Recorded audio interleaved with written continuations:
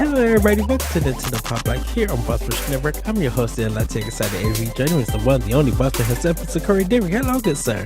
Hello, Edward. I'm very excited to talk about all the Nintendo Switch 2 games that PlayStation announced at their State of Play today.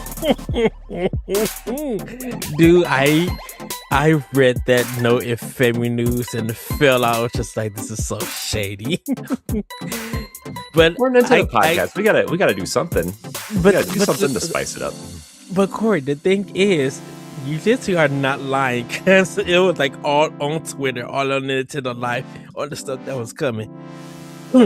So I was just like, oh, okay, cool, and stuff.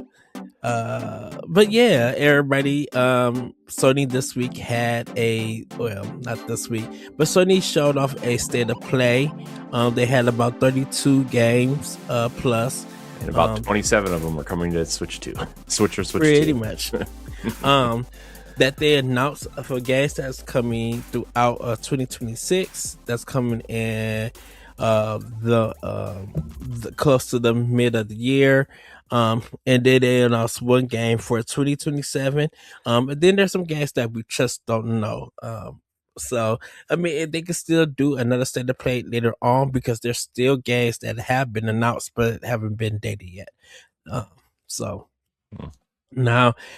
for us, we're going to see if the rumor of a proper Nintendo Direct will be happening soon. If so, of course, we will be back, hopefully with a direct recap to give you guys that information.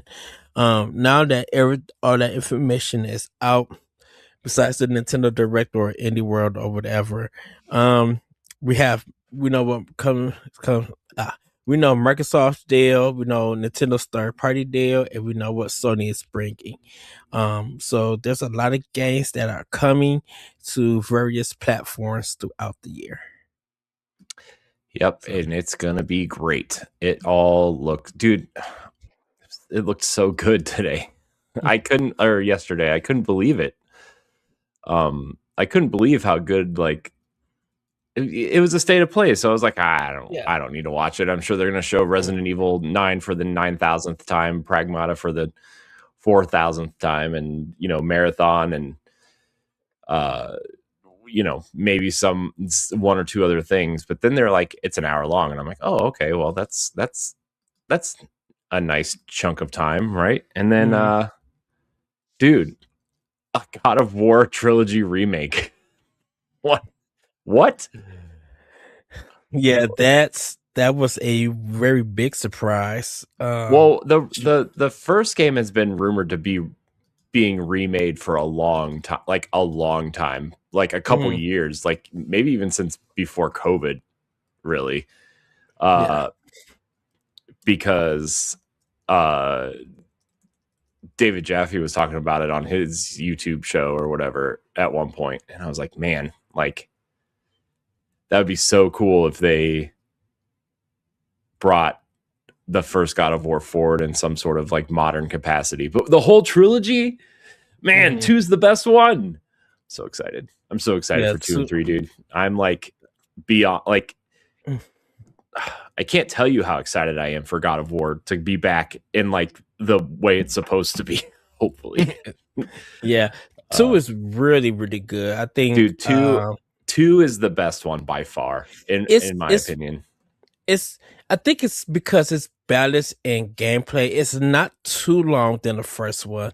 They're about the same length, I think.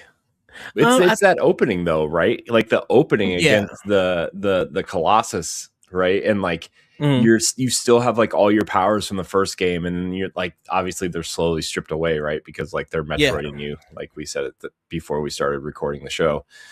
And then like you get inside the Colossus and you're still like fighting to even stay alive, and you're still fighting this thing. Oh my gosh, it's so good, man. God of War 2 is so good. It is here's the thing. God of War 2 is a top 10 game of all time for me. It might even be a top 5. Ooh. For me, Ed. Don't be in my noodles. No. That is a great choice. only reason why I'm saying ooh is because I wish more people would feel that way. Because Mhm. I really think that out of the God of War series, it would be up there for a lot of people. I don't know how people will I don't know how people would do like the PSP games, like the handheld ones, if they would, say anything about that. But I'm like, from pure gameplay, story, feel of the game, I could see it being like maybe the best out of the best. Mhm. Um, and depending on how people would see four, I don't think five is up there, but I would say two is would definitely probably be the first one up there. You know, Mhm. Yeah. so to get that one and that remake and everything, like that one should be easy to remake, and like you really don't have to change much Mhm. from it because the level design is like perfect. The fights are well balanced. Like it's challenging, but I'm like it's fair in that game. Mhm. Yep. So Yeah, it's so good, man. It's so good. Oh, I love the yeah. Colossus fight, and it's so good.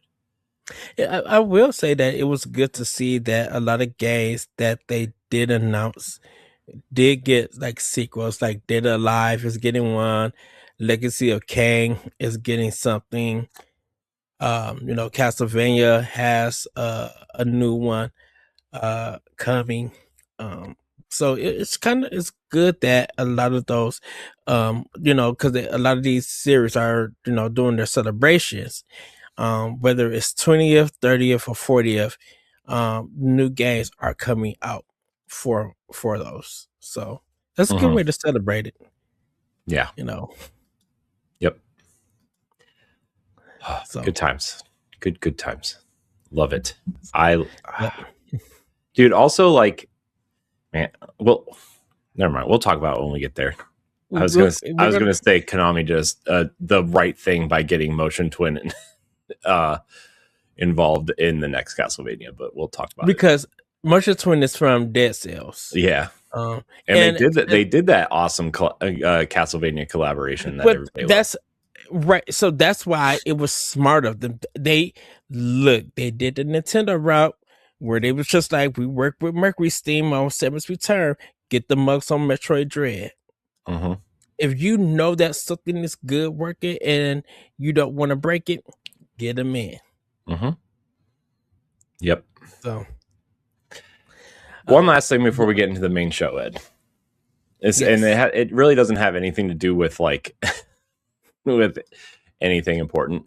But I've been going through all of our old stuff, right? Like our old shows Mm-hmm. and everything. Dude, between December 19th, 2017 Yeah. and February, what was it, 27th, I think. Mm-hmm. I'll have to look exactly, but it was the end of February, like the 27th. Between Pow Block expansion, the old expansion pack thing I we think we used to talked do, about this. and the direct recap show, we recorded something like 30 episodes. Yeah. Yeah. Um, so yeah, that was fun to look at, dude. And it's so funny. We're literally talking about all the same things we were talking about back then. Talking about Yeah. Overwatch. Will Overwatch come to Switch? And like, there's a story out there. Will Overwatch come to Switch 2 now that Apex Legends dropped support for Switch 1? Will Diablo 4 come to Switch 2 because Diablo 2 got that expansion and blah blah blah? And it's like, oh my gosh, dude, we're literally talking about the same things. We've been doing this for so long, we're literally talking about the same things. Mm-hmm. Let me read you some of these, Ed. Okay. Just I know we have a show to do, but this is like it's ridiculous how much of the same things we are still talking about. Also, let's see here. Thumbnails. There we go.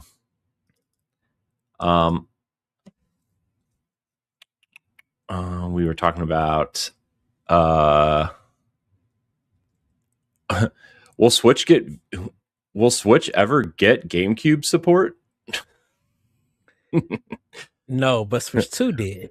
With the success of Labo, will Nintendo ever get Virtual Boy or VR support?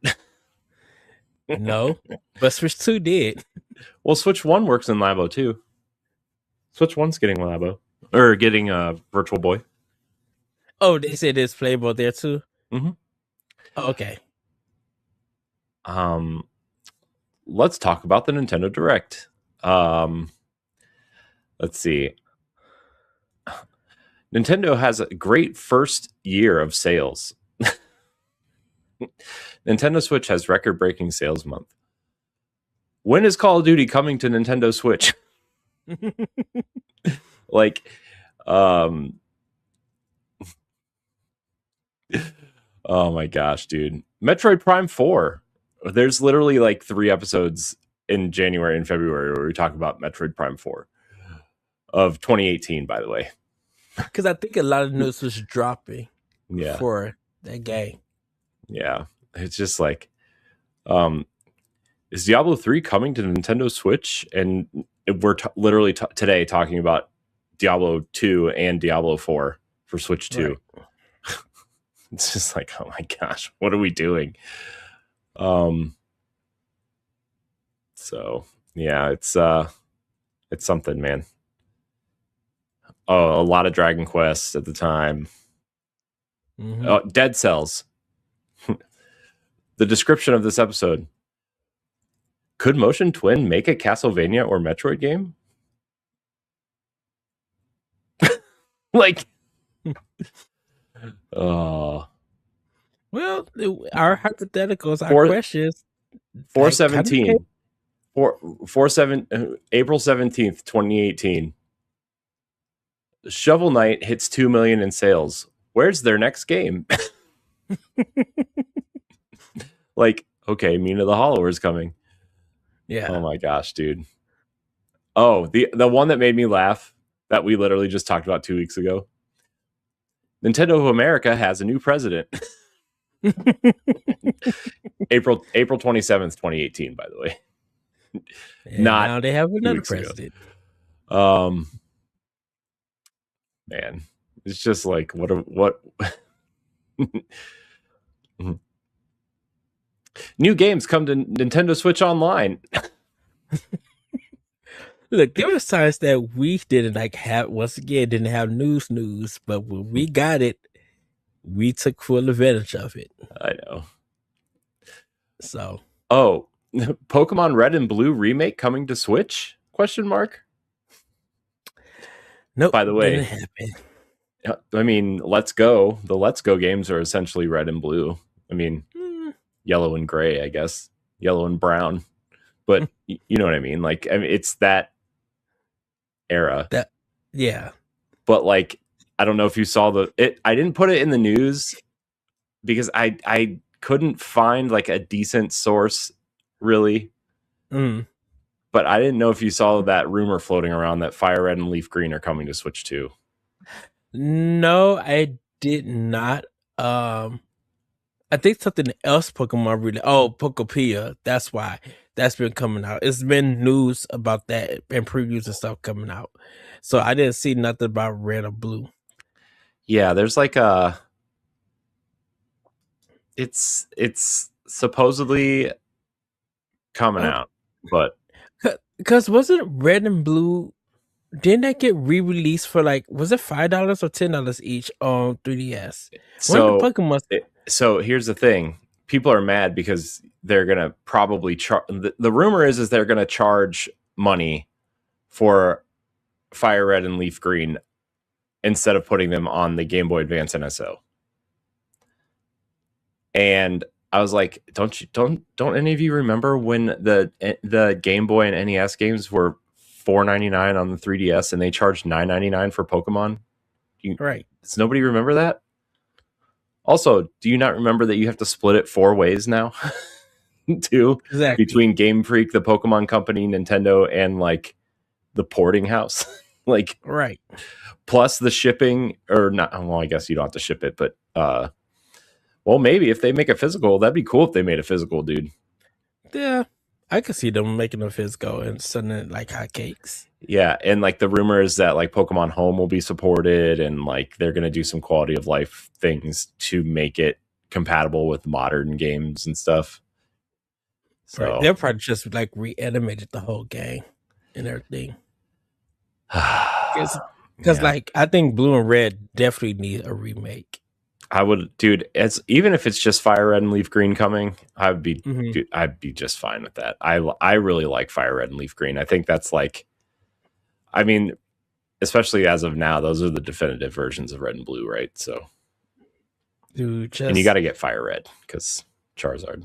Come on, no, Fire Blue. Fire Blue. Yeah, Fire Blue. Goodness. Leaf Green. Leaf Green. Because I was blue when it originally came out. So, which is weird because, like, yes, that is Squirtle, but I got the green Pokemon. Bulbasaur? Bulbasaur, yeah. Come on, Ed. Ed's tired. Ed either took a 12-hour nap today or hasn't slept in 3 days. It's hard to tell. I think I did a 2-hour nap. So just trying to. I got my monster. I got my monster juice. My mango. Man. By the way, side tangent. I know we're all kind of all over the place. I'm trying to share the live stream on X/Twitter. Did you know that they don't show it on the Twitter feed anymore? You have to click the live link. Come on. It wasn't like that. Yeah, I know. As of 2 days ago, they showed it on the main feed, and now it's just like not there. Interesting. And it doesn't notify you that you were tagged in it either, which is awesome. So great. I guess that's why. Yeah, I guess that's why people still go through YouTube to live stream. Yeah, we only stream it to Twitter because some people actually do watch live stuff there, but it's like we only do it there because we wanted a third option to stream somewhere because the program we use right now, we can stream to 3 separate places. So it's YouTube, Twitch, and YouTube. Option YouTube, Twitch, and option 3, which would either be Facebook or Twitter or LinkedIn. It's like, well, I don't think our audience is on LinkedIn. So no. So yeah, that's where we're at. But it's just like, come on, guys, let's figure this out. Like, exactly. Anyways, not important. All right, sorry, I didn't mean to interrupt 47 separate times. No. I'm all over the place today. Well, so let's quickly get through Snack-Tendo. Everybody, it's time for Snack-Tendo. For me, I had a Long John donut and a strawberry heart, kind of like Boston cream donut, and a coffee. Got some Chipotle this week. Had some chicken chalupas from Taco Bell. So good. Had their seasoned fries definitely too. And pretty much that's kind of it. It's just the same old, nothing really big and stuff. At this time, I'm waiting for some new places. I mean, not new places. I'm waiting for some places to like get new stuff on their menu so I could try it. Right now, it would be Arby's, which I probably have to go to tomorrow. Arby's before I go to work. Arby's sounds good. Yeah, dude, I've been craving ever since they brought the potato pancakes back. I've been craving those and the mozzarella sticks. No. Oh, man, I just don't know how far Arby's is from you, though. There's one a couple minutes down the street, but I'm not going out late to do it. I think ours closes early too. So yeah, ours closes like at 10. Yeah, there's also one right down the street from work, but I also don't want to leave work because that just wastes time, and I don't want to waste time. So, anyways, sorry. Continue. I'm terrible today. Jeez. No, that's pretty much. And I've been eating Haagen-Dazs chocolate ice cream. Just Haagen-Dazs chocolate ice cream, he says. Yeah. Actually, it was so warm today, dude. A lot of the snow has melted. Because I went to go pick up some Chinese food, and I'm just like, ooh, it feels so good out here. Like it's kind of hoodie weather and stuff. They said it's supposed to rain, but I don't know how that's going to be. If it does rain, then I'm just gonna. I said that I'm gonna take the train to work. Well, I do have to take the train to work because it's gonna be Valentine's Day, and I have this is my first Valentine's Day in a new city for where I'm working at. So I don't know how the parking is gonna be. Because I don't know, people all in that town going to start going to all the restaurants that's around there, and all the parking gets taken up because everything don't close to 10. But people will probably still be there until 10 o'clock, and then I don't know how our liquor sales and stuff is going to do. So it's a first time knowing. So instead of not having nowhere to park, I'm just going to take the train to work, and then take a train back home, and then drive back home from there. That's fair. So, but yeah, that's pretty much all I've been snacking on. Nice. There is one thing I haven't tried them yet, but there are the M&M's Bakery Collection. People have not seen them. They are peanut butter cinnamon roll, chocolate cherry cupcake, and lemon meringue pie M&M's. So it's starting their bakery collection. So I think it's limited time. It's going for the whole month of February. So that's the kind of candy that we're selling at my job right now. So nice. And I'm assuming all the Valentine candy and stuff should be gone, but I'll see what happens tomorrow. And then it's time for Easter. Nice. With a little St. Patrick's. Awesome. I guess for me, nothing really since the last time we recorded. We're recording a day early today because of schedules and things we want to do on Tuesday. Yes. So it's really just kind of been like, oh, my kids made cupcakes this week, so I ate some funfetti cupcakes. Yes. I forgot they're upstairs. I didn't have any today. Oh no. I just remembered. So that's kind of it for me. But man, dude, I gotta tell you, I mean, I know my wife helped them and everything, but like, yeah, man, there's nothing like a good cupcake, man. Love a good cupcake. The funfetti is so good. They're the vanilla ones, right? I mean, they're like, they have like sprinkles in them or melted chocolate. Oh yeah, whatever in them, whatever it is. Yeah. So, but yeah, that's kind of it for Snacktendo for me. Yeah, a good cupcake. It hits just the right spot. Yep. Very, very, very good. So okay. Well, everybody, it's time for Playing with Power. Hold on, Ed. Watch. Boom. Yes. So I've been still playing Dragon Quest VII. Finishing. I've been working on that. I'm waiting on Corey to let me know what backlog game to start, so we both can start it. And everything. Yeah. About that, I don't know what I'm going to play yet.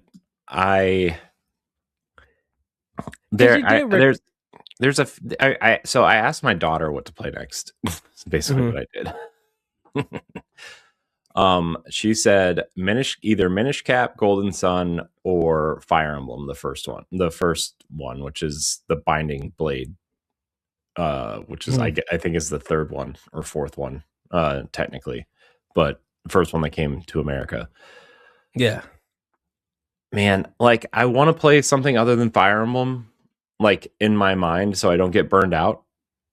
but also I'm like, I just want to play more Fire Emblem. I just want to play more Fire Emblem. So I was thinking of War Groove. Playing with that because me and you haven't finished that. I didn't really like Wargroove though. I'm not really into but it. I think it was more to the spirit of Fire Emblem, the strategy kit. So I was just like, okay, we should try to play War Groove. The other game I thought about playing honestly was Valkyria Chronicles, because I've never beaten one, or I've never beaten any of them, but only 1 and 4 on Switch. So I've never beaten either of those, and so I was like, maybe that sounds fun. Like, it sounds like that would be fun. I mean, I did say you should do Minish Cap because I know Golden Sun is. You told me it would be confusing, but I'm like, dude, that's every JRPG ever made. So because the thing about Golden Sun is that when you get to, because it's split up in 2 games, and the way that it concludes on the first game is just like, wait, what? I'm just beginning, really. I'm really just beginning part of the game. What you mean, play part 2? What? Yeah, but that doesn't bother me though. I mean, that doesn't really bother me. That yeah. But and I just figured like Minish Cap would be more easier, more fun to do. Yeah, I kind of want to not play. I mean, I really want to play Fire Emblem, but I don't want to get halfway through and be like, nah, I'll just put this down and play it later and then not finish it. You know what I mean? So like, that's where I've been at with in my head. But I'm still like, I still want to play Fire Emblem. Like I really do want to play Fire Emblem. So I'm struggling. Did you ever buy that NES one that they put limited time on Switch? Okay.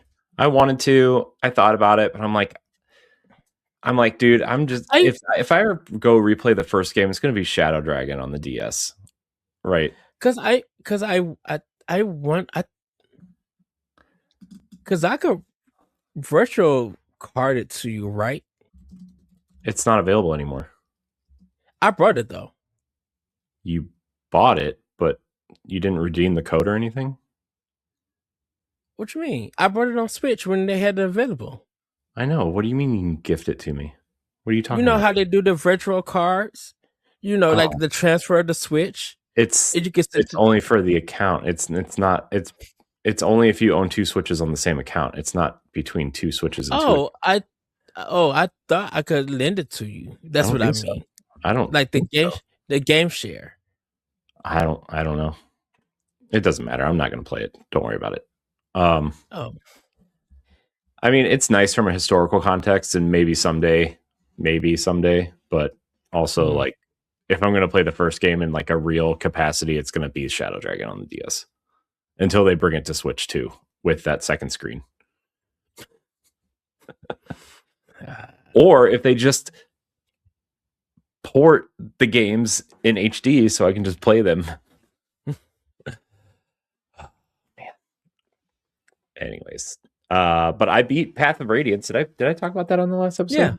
Yeah. No. You texted to me because you were still doing the save and everything, and you was talking about the time and stuff.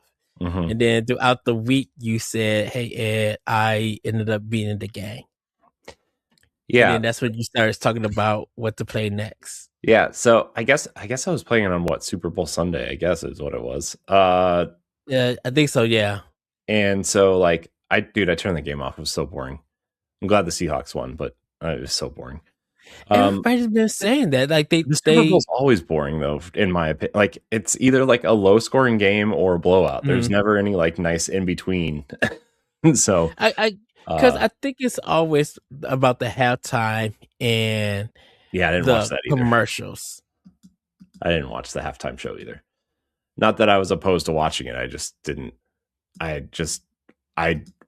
was bored, so I started doing other things. I'm not anti Bad Bunny or anything. I promise everybody. I'm just not. I was just bored. Anyways, what was I saying? Oh yeah, Path of Radiance. I started it at like 9:30 9:30 or 10 o'clock or something.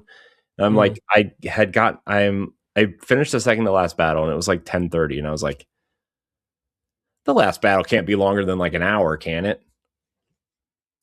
Dude, it's like 2:30 in the morning. Mostly, here's the thing. Mostly because I'm trying to save everybody and not die, right? So that makes the game infinitely more impossible in the final battle. So I'm like, I get halfway through it like twice, and somebody dies because I made a dumb mistake or a dumb move, right? Yeah. I was like, oh my gosh, you got to be kidding me. So I was like, screw it. I'm just going to stay up and beat it. I'll be tired tomorrow at work. It doesn't matter. So what I did is like the final battle. I'm not going to spoil any story elements, but basically you're at the castle. You're at the castle, and you're getting ready to like take the castle. But like there's two walkways on either side of where you're fighting in the courtyard. And then there's one lane in the middle. So there's like 3 lanes, right? And in the middle lane, there's a fountain, right? With like a squared off space that you can move around in. And then obviously you can kind of walk through the grass and everything too. But like the first 2 times I split my team into 2 and went the separate ways, right? The separate walkways. Yeah. And that was not a great decision. Because then it made everybody like spread out, and so they were easier to pick off. Yeah. So the third time I went straight up to middle with everybody, and had my strongest characters kind of guard the entrance to the fountain area, and then I used the one character that calls in reinforcements on the Pegasus Knight. Gosh, what's her name? Anyways, not important. I brought her into the fold too, so I could have 6 extra characters for them to like attack while I was positioning, right? Yeah. And so it took a lot longer to do it that way, but essentially what happened was the enemies from the walkways and like the towers and stuff that were making their way down, they were funneled into 2 little like doorways. Essentially, it was like it's kind of like the movie 300. You know how they went through the mountain and they were gonna have to take on like thousands of enemies, but because the area was so narrow, it was gonna essentially be like they were fighting, less guys because they couldn't all charge them at once. They had to like essentially line up. So like I was forcing them into the doorways one by one instead of facing 4 or 5 of them at the same time. And it took a lot longer, but it worked. That strategy worked. And so I was like, yeah, I did it. And then once I beat all the guys that came down to fight me, I backed up to the beginning of the level, healed everyone, right? And then I split into 2 teams and went up the side areas after the enemies were gone. And then I took out the enemies that were kind of, in those areas. Yeah. So, and they weren't like, they were like swordsmen or whatever. They weren't like, bow and arrows or dragons or anything. So, yeah, it was cool. It felt really good to like, it's weird to say, but it felt good to find a strategy that worked instead of like, the modern games, you kind of like, whatever, do whatever. But it felt like a real tactical battle, which is like something that Fire Emblem just felt really good to play that way. Yeah. And also like I was so meticulous in making sure I killed every enemy in every battle leading up to the final battle. That out of the 15 characters I think you can take into the final battle with you, 12 of them were max level. Dang.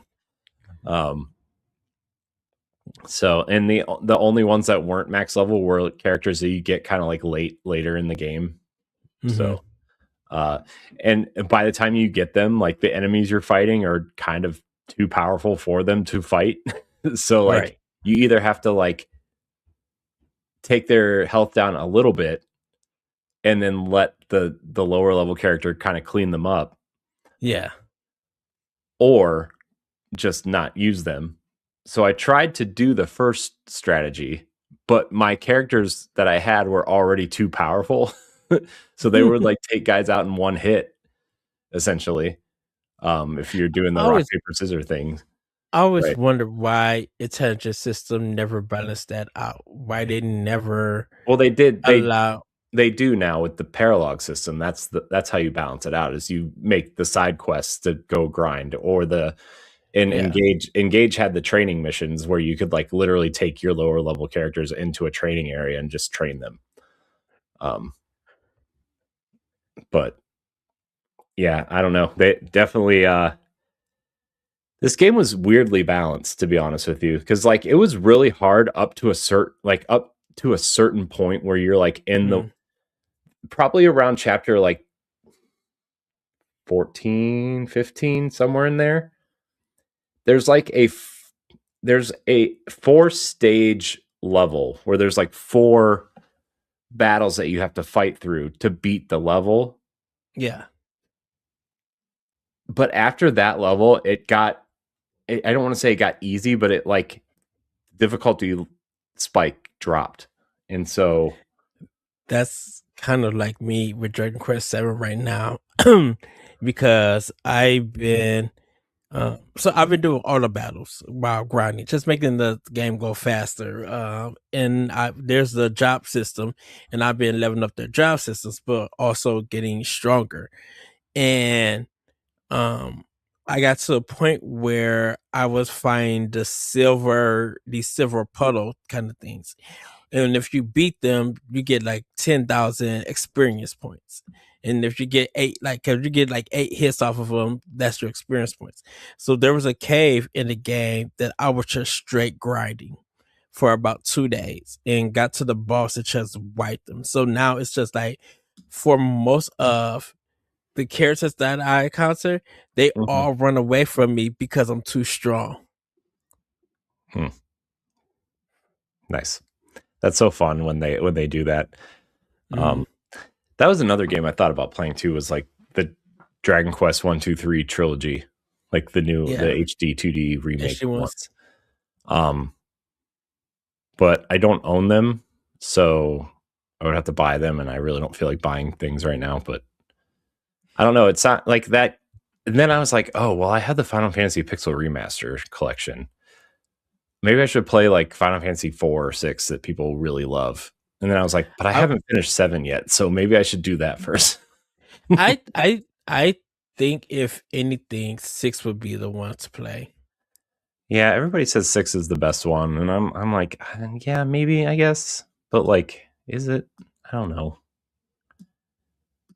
Because I think you can make it easier by doing like the 9999 hits. I think you could do that if you just want to go through the story.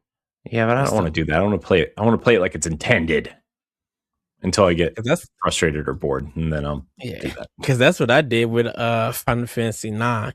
I finally got to the point where I left off on the PS1, and then just started getting boring. And the fights, I'm like, yeah, let me just cut this off because this is getting too long. Like, I'm getting to too many fights, too many boss fights back to back. Yeah, let me just finish this. Okay, done with the game. I'm like, this is an old game. I just want to see the rest of it and say that I beat it, and I did. The option is there, so I don't feel like I was cheating or anything. I'm like, I played 75% of this game. Here's the thing. I don't think it's ever cheating anymore when they offer it in the game, right? Like, especially if you've played it before. Like, I'm sure, how many times have you played, some of these games, right? Like when we were younger, like, okay, well, then I don't need to sit here and play it for another 100 hours just to experience the story that probably takes 10 to 12 to tell, Right. I think that's why if I play and beat a game on normal and stuff, if I want to do the hard difficulty, I'll do it later on. But if I feel like just replaying it for maybe purposes or just want to do for enjoyment, I'll just throw it on easy. I did that for Gears 1 to 3. Like I had beaten them already, seen the endings. I was just like, you know what? Let me just throw this on easy so I could just have fun shooting, not worry about any challenge. Yeah. Like I already did all of this stuff, so yeah. Oh, well. Is that all you're playing, or is it my turn? I mean, I kind of talked about Fire Emblem, but I don't know if that's really my turn. I don't know. Yeah, I don't know what else that you were playing or anything. I mean, I'm still trying to pick out which game I want to play, right? But other than that, it's like I'm playing Fire Emblem Heroes still. Because like I said, whatever game you want to do as the backlog and stuff, that's what I'll pop in and play. Yeah, the thing is, it's like I want to like really keep track of my backlog games this year, or just my games in general this year. Mm-hmm. And I don't really know how to do that at this point, right? In terms of like, oh well, how do we keep track and make it fun? So like at the end of the year, we have like a fun conversation to talk about. But I don't know. Anyways, I guess not important in this live setting scenario. Mm-hmm. Well, actually, I need to pull out my because I think I got 2 totes worth of Nintendo stuff that I need to go through with all my games and stuff in it, because I got just so much. So I probably pull out my Nintendo ones and just see like what haven't I played that I could go through. I still got to order not Fire Emblem, take it, Mario Tennis. I still got to order that, so I'll do that probably a little bit later and stuff. And then like I said, I still got not Fire Emblem. Dang it, Corey. Got the word Fire Emblem. Final Fantasy VII Remake. I want to play because I do want to get to integrate too. Yeah, maybe I should just play Final Fantasy VII and finish that up. I think I'm gonna wait on the sale for Yakuza 3 Kiwami. Yeah, did you see that? Well, I think we're talking about it later too, but did you see that they came out and said that this is going to be the last Kiwami game? Yeah. That's weird because like you only have 2 more. You might as well just do them. 4 needs to be remade because it's the worst out of them, I think. 5 is good though. 5 and 6 is really good. So man. But yeah, I've been playing 4 on Xbox. I actually gotta cut my Xbox on. I gotta play stuff on there too. Because there's some stuff I need to order. I also need to play stuff on Xbox. So, but yeah, that's pretty much all. I think that's pretty much what we've been playing, Corey. So I'm assuming. Yep, that's all I've been playing. So, the only show and tell that I have, everybody, is that I got this Legend of Zelda magazine from work. It talks about the 4 years as the ultimate fan guide. And it goes to the series and the games and stuff. It's a really great magazine to look at and stuff. And we got the Time Pokemon one that I need to go buy and stuff. Because we got the gold, which I got on hold, that I need to pick up for the Time magazine to celebrate the 40th. And those issues are really good too. So, but that's pretty much it for right now. Cool. As for me, I got a couple new amiibo. I got some of the Fire Emblem ones I was missing. So I got Ike, Roy, and Marth. Nice. The only Fire Emblem one I need now is Robin, I think. Yeah. Oh yeah, good luck on that one. Hey, Robin's cheap. Robin's like the cheapest one. Oh really? Oh, I think it's. That's why I didn't get it. That's why it wasn't the first one I got. Corrin, the female Corrin, which I've had for a long time, is actually the most expensive one. It's because she's not wearing those shoes. Her toes are out. People are obsessed with her toes, I guess. I don't know. It's a thing. I don't know. I was trying to look up a guide, right? And all I got were like weird things about Corrin's feet. So I was like, I'm gonna just close this window, do it on my own, and keep it moving. Keep it moving. So people are like, not to like kink shame people or anything, but like, man, like things people make public is like, okay, guys, calm down a little bit. Anyways, not important, I guess. But what else? I got something else too, though. I got another Ninja Turtle. I got Michelangelo. You did say Power Rangers on the notes. Oh yeah, I did get my Power Rangers. I got the Alien Rangers. My Alien Ranger 5-pack came in. Mm-hmm. And I got Black Ranger Tommy, which I sent you a picture of. Yes. And then I got my Zordon and Alpha pack. So my Power Rangers are almost done. I need the 3 Street Fighter characters. I'm not getting the metallic set, and I'm not getting the Ninja Turtle crossover set because they're ugly, dude. I especially now that I found these Super 7 Ninja Turtles, like the Super 7 Ultimate Turtles from the 2003 show. Like I'm not getting the Power Ranger crossover ones. So, and then the Mighty Morphin bad guys, which I think there's like 12 of them, and they're all relatively cheap except for Lord Zed and Rita, obviously. But yeah, I mean, my Power Rangers are almost done, so pretty excited about that. So I'm going to focus on getting the Rangers. I do want to get some of the Zords I don't have, but that's going to be like I'm got to save money for these and put it back and get it on a rainy day type thing, you know? Yeah. Or like find one at a yard sale.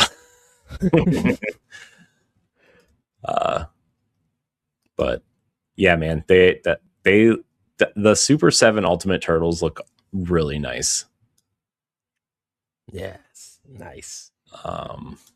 But I still feel like I got something else too.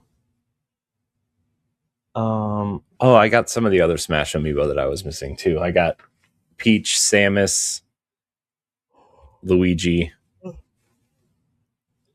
I think that's it. I hope that's it. Oh well. Okay. All right. So everybody, it's time for Femi News. Corey, take it away. All right, Ed. Let's talk about all the awesome Nintendo Switch and Switch 2 games PlayStation announced this week. I just still feel that is so shady, and I just had to laugh. I'm so sorry. It's just the way that you wrote it, and then the way that you say it just makes me laugh with happiness. What? It says shady. Nintendo Switch and Switch 2 games announced at PlayStation State of Play. I think the only 3 games I didn't put on here are the games that were already announced for PlayStation, and then the God of War games and Marathon. I think those are literally the only games I didn't put on here. That is true. All right, Ed. So Neva, from our friends over at Nomada Studio, is getting new DLC on February 19th. So by the time this episode comes out, it'll only be a couple days away. And it's cheap. It's only $4.99 on the US eShop. It's a prologue. It's called Neva Prologue. developed by Nomada. The expansion explores Alba and how Alba first bonded with the young wolf cub, Neva, sending players into 3 brand new locations filled with unique mechanics, tougher challenges, fresh enemies, and intense boss fights. Designed to be played after the main story, Prologue deepens the emotional journey that made the original such a standout 2D adventure. What a beautiful game Neva is, by the way. Yes, everybody also, you can read. Also, Gree also. They did Gree also, by the way. Yeah. For those who are... yeah, you guys can go to Boss Rush and read my review of Neva. One of their... such a beautiful game. Just full on gorgeous. I need to rebuy it on Series X because I think I want to try to go for the achievements. But man, it is gorgeous. And so when they said Prologue, I'm like, wait, what? DLC? What? Oh, I must have it. Yes. Mm-hmm. Yeah. I'm quite thrilled that that game is getting DLC. It kind of stinks for the physical collectors though, because like I feel like they should have waited to put the physical edition out now that we got this, because people would have double dipped again. True, but I think Nomada Studios probably wasn't planning on doing it. I guess it was just good receptions and good sales with this. So I mean, I'm sure they had it planned. I mean, you don't just whip up a DLC in 8 months or whatever. Well, yeah. Compared to how long the game's been in development, just for the main campaign, you know. Yeah, I guess, but it's still, I don't know. I mean, Nomada's not a huge studio. Yes. They didn't, I mean, in you know, they're not taking 7 or 8 years to put games out, so. Right. And this is their first time doing DLC, because Green never got it or anything. So with this, I guess the way that they designed it, they were just like, yeah, this is a possibility, or this is the way that we could do DLC for it. So, and $5 is not such a bad deal. Dude, it's a great deal. Yeah. Dude, usually DLC is like as much as the game. Very true.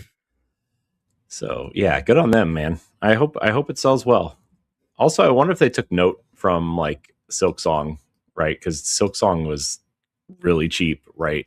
Mm-hmm. And maybe if you sell it cheaper, you'll sell more copies. I think at some point you're going to see indie games start taking that directive, which you kind of already have in some ways, but well, I think when Greek came out, are you just talking about like for the main game, or just the DLC? I mean, just for both, either one. Both.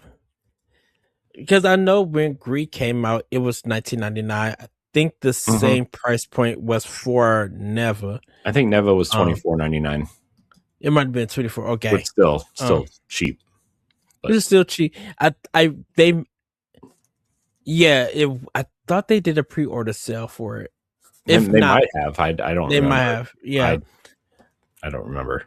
But for what they did and offered, like if you look at Gree and then look at what was done with Neva, you can understand why there was a $5 increase in price for it. Because man, that game is gorgeous. I'm just like, oh yeah, y'all really put some work in this color and layout and stuff.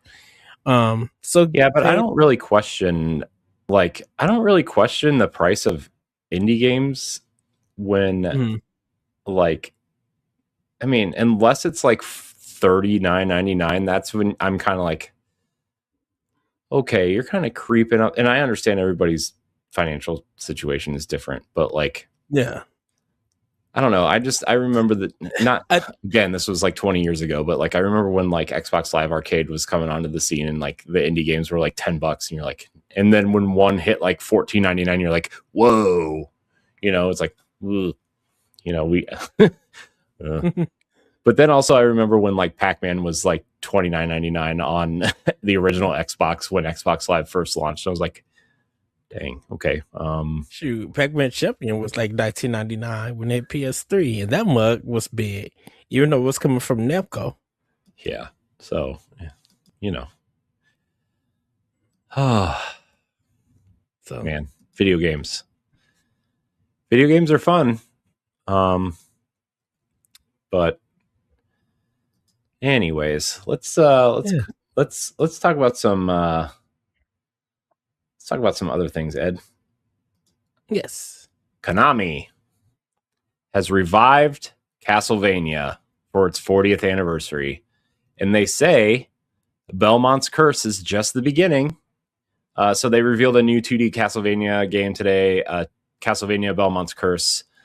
It is the first of, quote, numerous new products planned to celebrate the 40th anniversary. The 2D action title is being developed by Evil Empire and Motion Twin, which, if you recognize those names, they are the teams behind Dead Cells and the various kind of expansions for Dead Cells. And they are promising a fresh yet faithful take on the Gothic franchise. Konami stating that the doors of Castlevania open once more, quote unquote. Fans can expect even more announcements as the legendary vampire hunting saga rises again. Dude, I'm not a Castlevania person. I want to be. I really do. Mm-hmm. I really do, to the point where I installed the Castlevania Anniversary Collection and the Advanced Collection last night. Yes. Because I thought about playing them.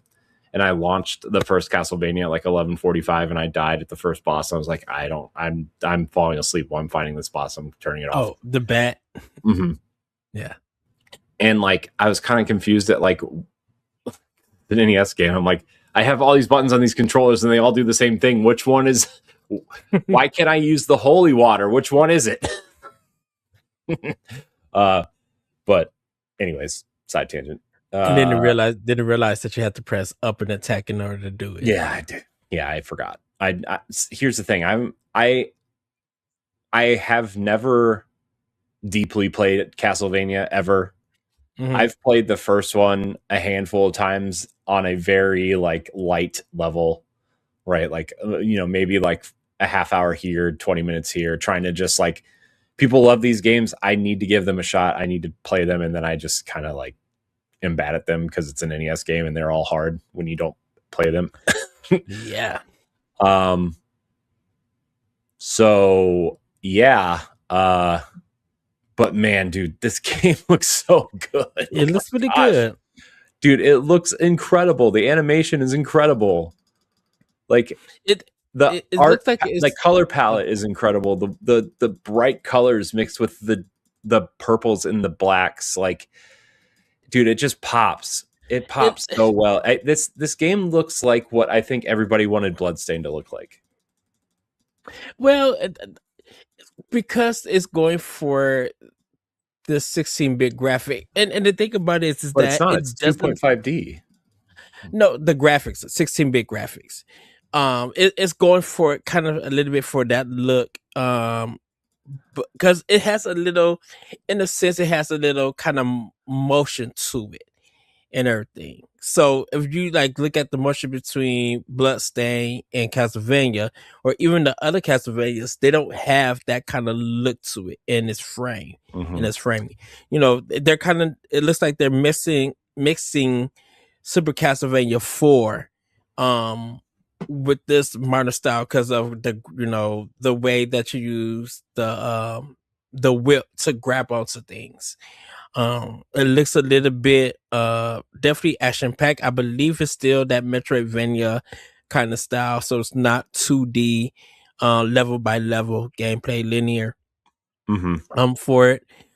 It's good to see that Motion Twin is helping develop this. Like we mentioned before, Konami's doing a great job working with other studios to help develop their games and stuff.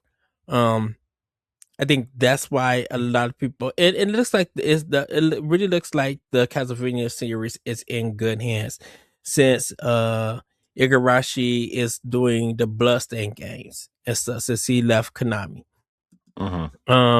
So it looks like these developers who grew up with the series, who are learning, the ins and outs, the lore and stuff like that they treat this game with respect and bring the game out, with proper respect to the series, to the franchise. And it's been a long time since we got a Castlevania game, definitely on console, that is like brand new in the series.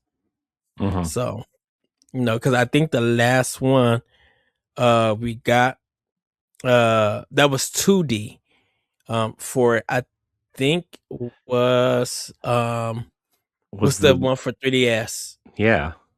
Or was it the Xbox Live Arcade multiplayer one? I don't think remember. That was I don't know. Yeah. Oh man, it looks so good, dude. I like this game made me want to go play Castlevania, like try to get through that series again. Because they got pre-orders up for the physical for the game. So I literally think that, great that you guys announced it on PlayStation. I'm gonna order it on Switch. Yeah. Yeah, I mean, yeah, I mean, what of course. So, that's good, but I don't think we have a date for it yet. They just said 2026. Right now. I don't know if there's a date for it actually. Yeah. Let's see.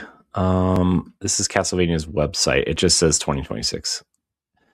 It says wishlist now, coming in 2026, set 23 years after Castlevania Dracula's Curse, following a young Balmont's journey into a 2D action exploration title. So that's the third game after.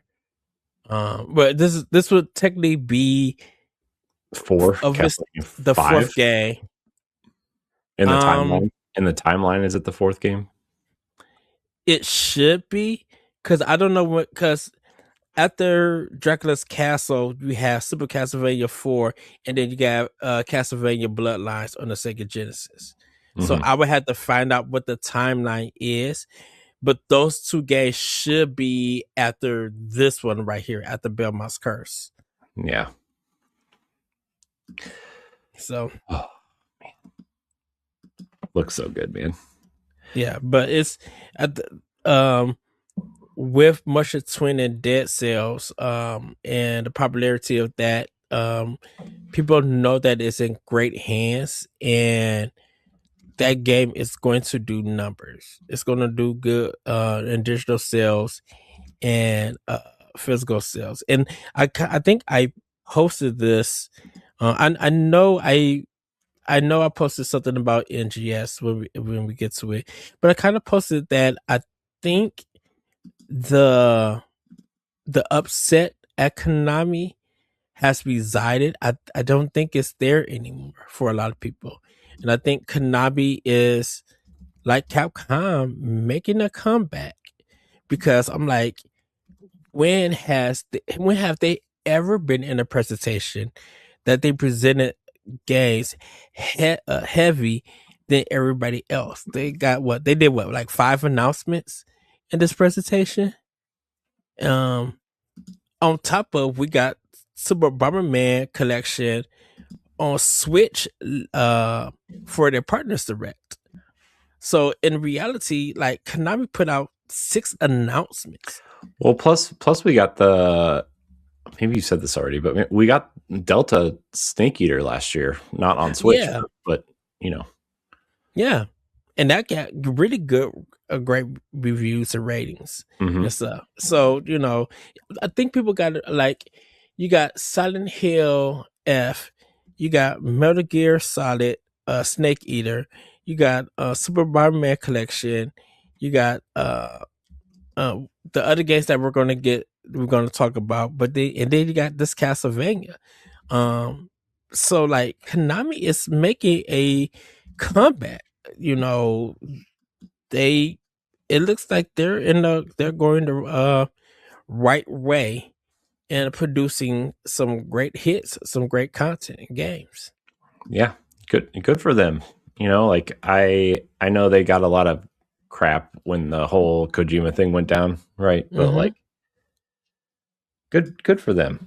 Good. I'm glad that they are making. They kind of have like that Atari comeback feel where they're not like doing major like AAA titles, right? Like, I guess Snake Eater would be the exception to that, right? But like, there was a remake. It's not. I don't really. It's a small game. Like, I mean, it had a AAA budget, but like, you know what I mean. And Bloober's team's Silent Hill 2, and then they're doing their next Silent Hill game.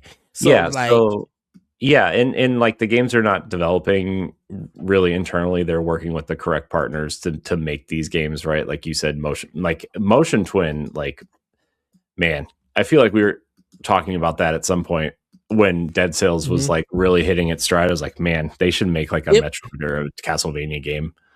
It was the reason why it's crazy about Motion Twin is that when because I mentioned Dead Cells, but I'm like, people got to realize Dead Cells was still in early access before the game even came out on Switch.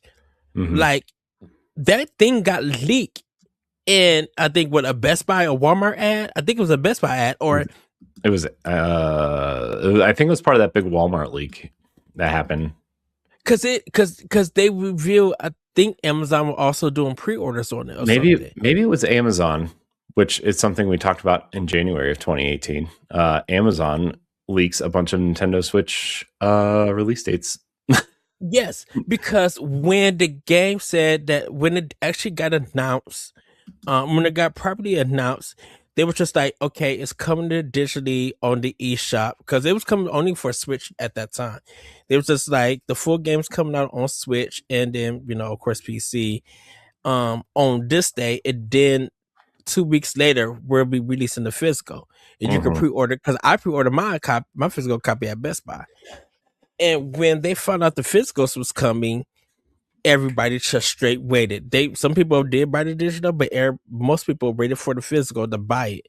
And that's how Dead Cells got really popular, and Motion Twin got really popular. I mean, they had their controversies and stuff with the founders and everything. Motion Twin, but like, oh, I don't remember that. I think their founders left to go form another company. No, I don't know. That's because there was something around Dead Cells with the company that some people left, and I thought so. But that's for another day. Yeah. Dead Cells was the first game I ever covered in terms of like media. I found that footage, that off-camera footage, the other day. Oh wow! On the old Nerds Gone Rogue channel, like it was that and Wolfenstein 2 were like the first two games on Switch that I covered for media, quote unquote, which was just like, oh, here's some off-screen footage. I better film this before Mr. Nintendo comes and gets me. Right, and that Dead Cells kind of led up to the early access full game business thing, because early access has been a thing for a long time. That just meaning that when the full game was coming out, it was going out of early access because it was coming to console. Because Hades did the same thing. Hades was in early access, and then when that game got announced to come to Switch and was released, the full game came out on Switch and PC and stuff. So there was just some early access games that. But Dead Cells and Hades are like the main known ones. Like, they were in early access on PC, and then when they came to console or really Switch at the time, it was the full game. It was the version 1.0 of the game. Because you would expect that early access games on PC would get the full game before they transferred it. They did. Those games came to PC at the same time. Well, that's what I mean. But it was just that it was only on Switch for the console release at the time. Right. That's what I mean. That was the beginning of doing that kind of style. Early access on PC, and then full game for PC and Switch. Because that's when more PC games started coming to the Switch and stuff. Sadly, we got our Roller Coaster Tycoon 3, but not not the version that. Dude, that game was. Gosh, dude, like not the version that we expected. Man, remember at PAX a couple years ago when I've straight up asked him what the deal was with Roller Coaster Tycoon 3, and yeah. I mean, we had that whole conversation about the first two games, and I was like, "What happened with 3?" Well, we didn't really develop that one, but I'm like, but you did publish it on Switch. It's not good. Shout out to Atari though; they're doing great stuff. I love what Atari is doing. By the way, I'm not trying to be mean for being mean's sake. It was just funny that I asked about what happened. Anyways, not important. Atari's awesome. I like what they're doing too. Roller Coaster Tycoon, amazing. I love 3. Corey loves 1. Yeah. I hate 3, dude. I hate anything that comes after 2. Well, 2 is almost like the same one as first. I didn't get to. I know 2 is exactly the same as 1. It just added the Six Flags crap. Yeah. Yeah. But 3 for me, like I said, I like 3 because of designing the roller coaster stuff. And you like 1 because you are good at designing parks and stuff like that. I like the management aspect of it. But yeah. Anyways, I guess we should move on to the next story, huh? But yeah, I'll be pre-ordering my copy. Yeah, the game looks so good. Speaking of games that are old and new again, Ed, Rayman is back. It's out today. As of this recording, It's out today. The Ubisoft has officially revealed and released Rayman 30th Anniversary Edition, launching on Nintendo Switch and other platforms on February 13th, which is today, as of this recording and live show. Developed with preservation experts, Digital Eclipse. Good on you, Atari. Good on you, man. What a great pickup for Atari, man. Digital Eclipse. Yeah. And Night Dive, dude. Like they have that retro game thing cleaned up, man. Shout out to Night Dive. They've been on their game. They become a top Twitter. I'm like, okay. I think their only miss recently, and miss in quotes, was the System Shock 2 remaster, essentially the console ports. Like, yeah, they've been doing updates for that though. Yeah, I know, and good on them for fixing it. It's just like I heard the console ports weren't very. I don't want to say they weren't good. They weren't intuitive for like controller support, and so yeah.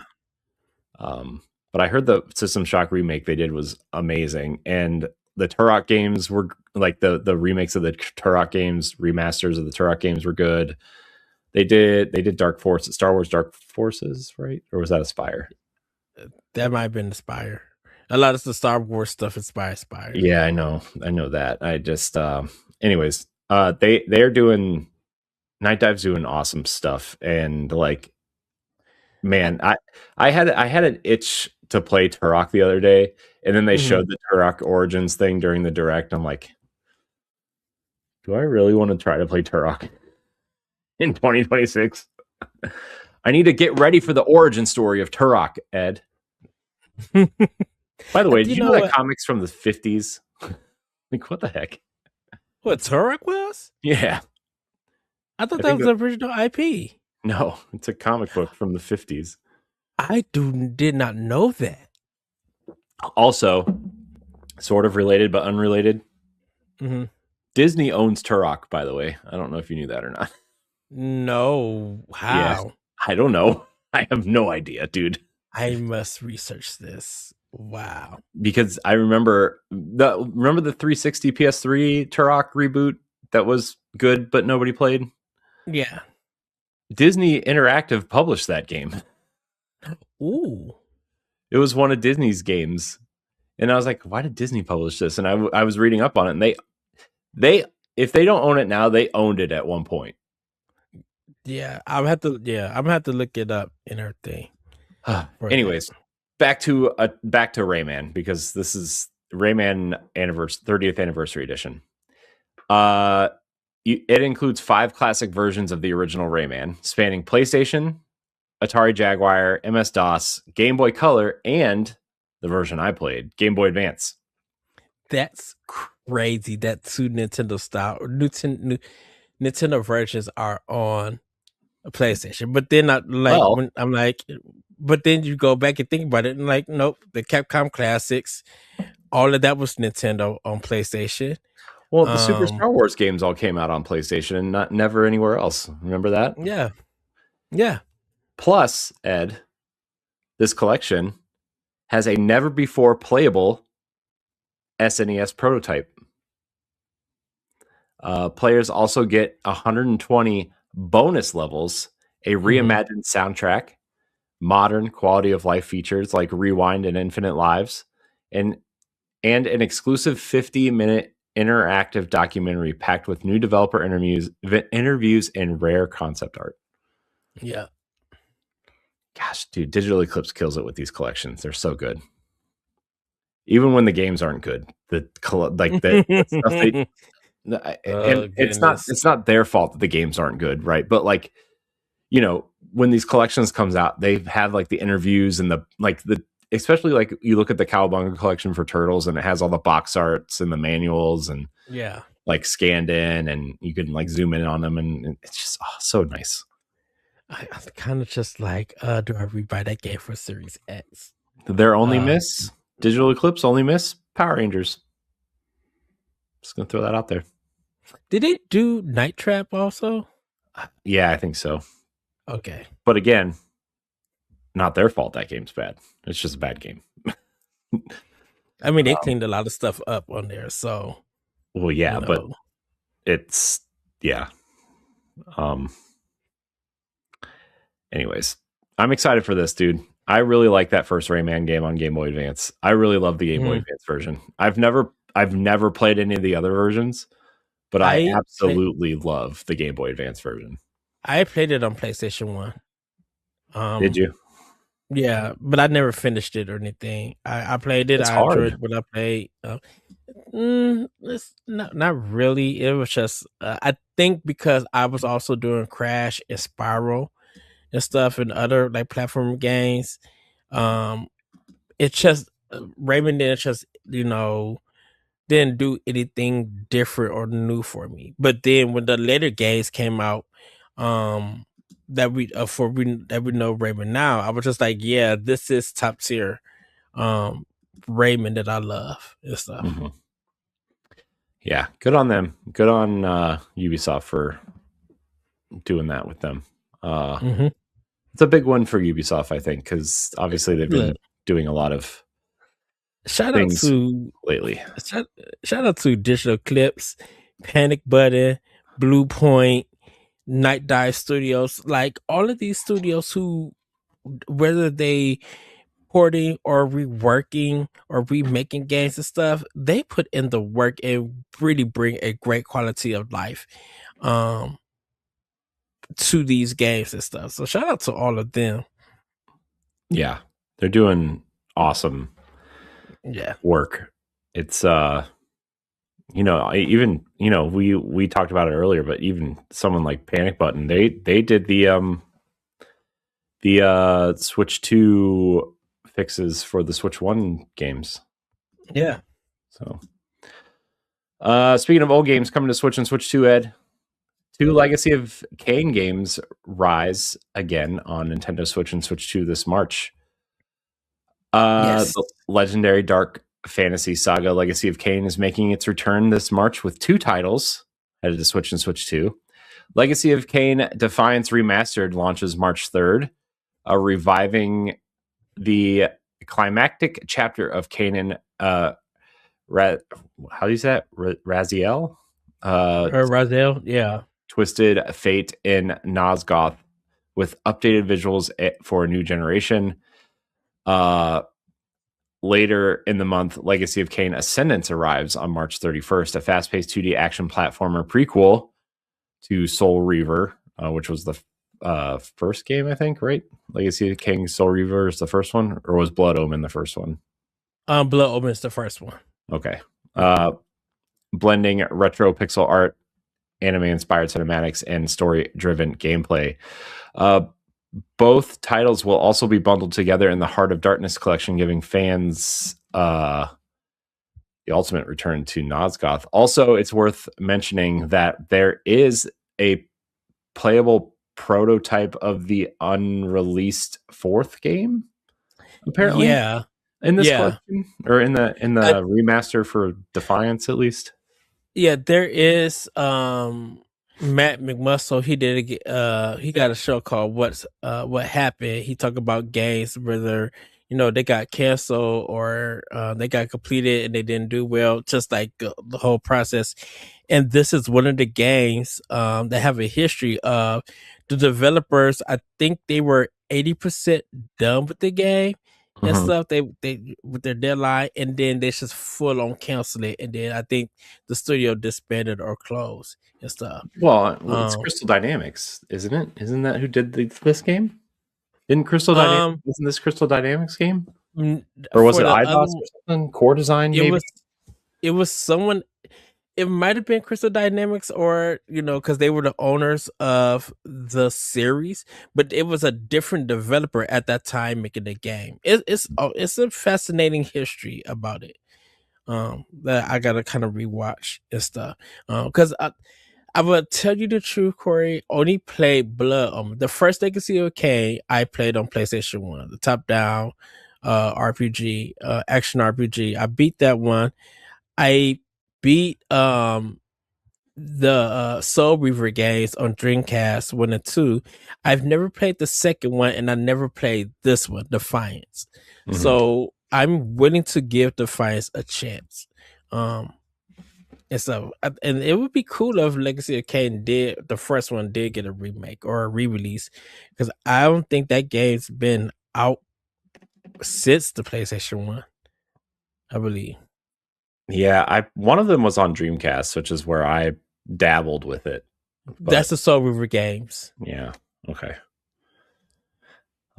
So that's kind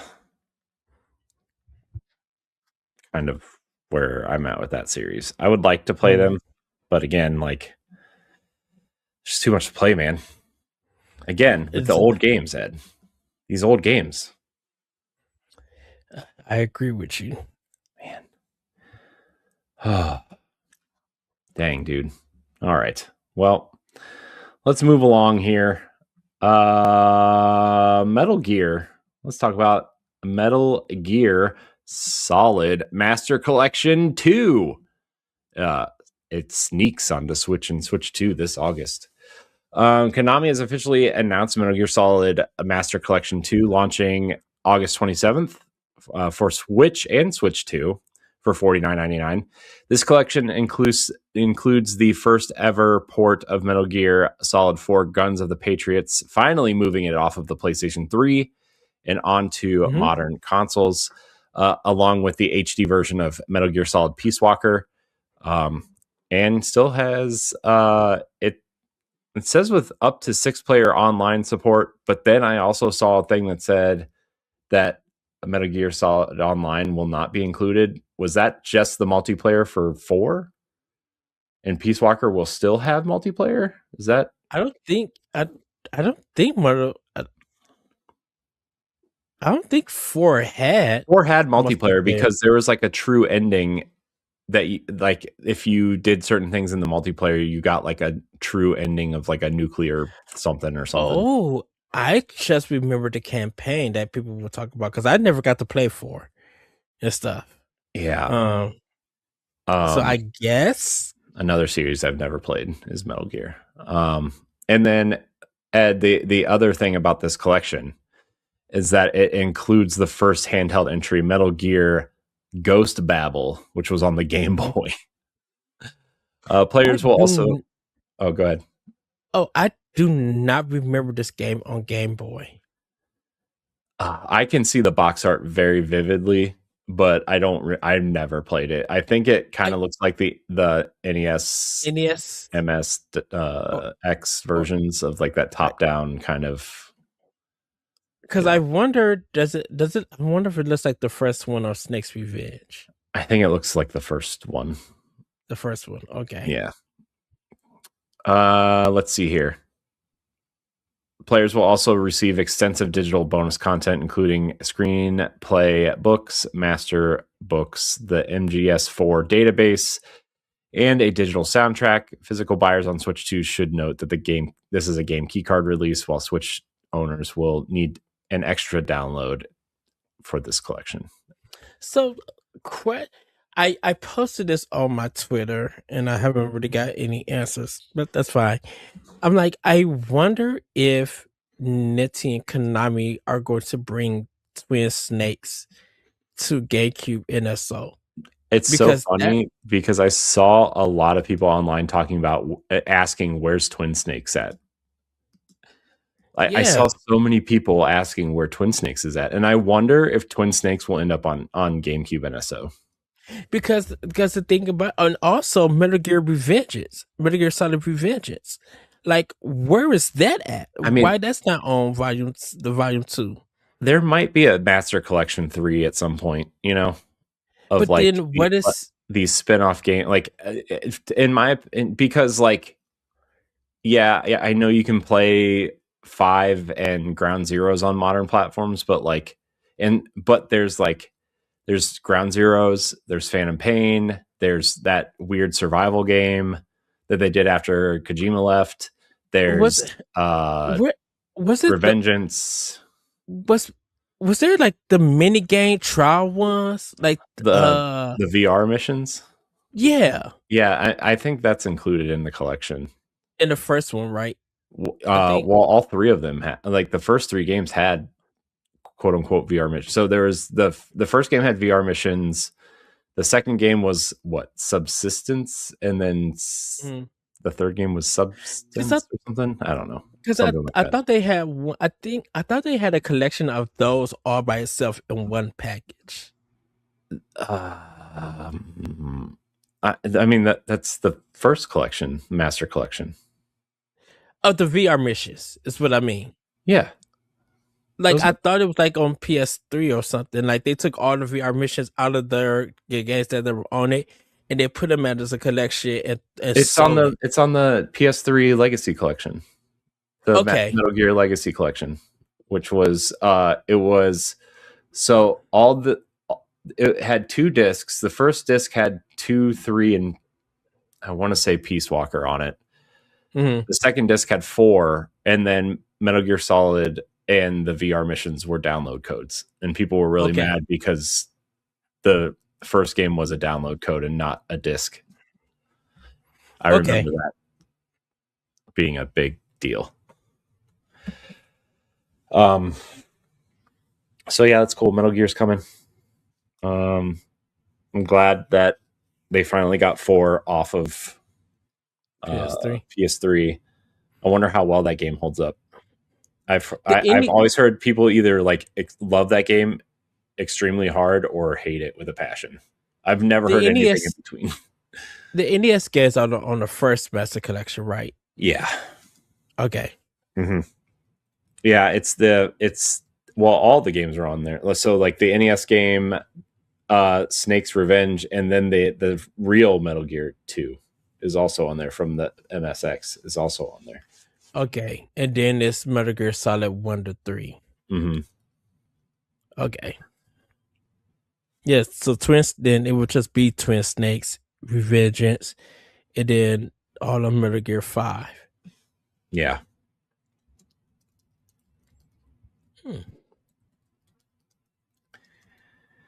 All right, Ed. Let's move along. Move along. So we got a new trailer for Mina the Hollower. It has a spring 2026 release window now instead of it was supposed to come out in October and got pushed, delayed.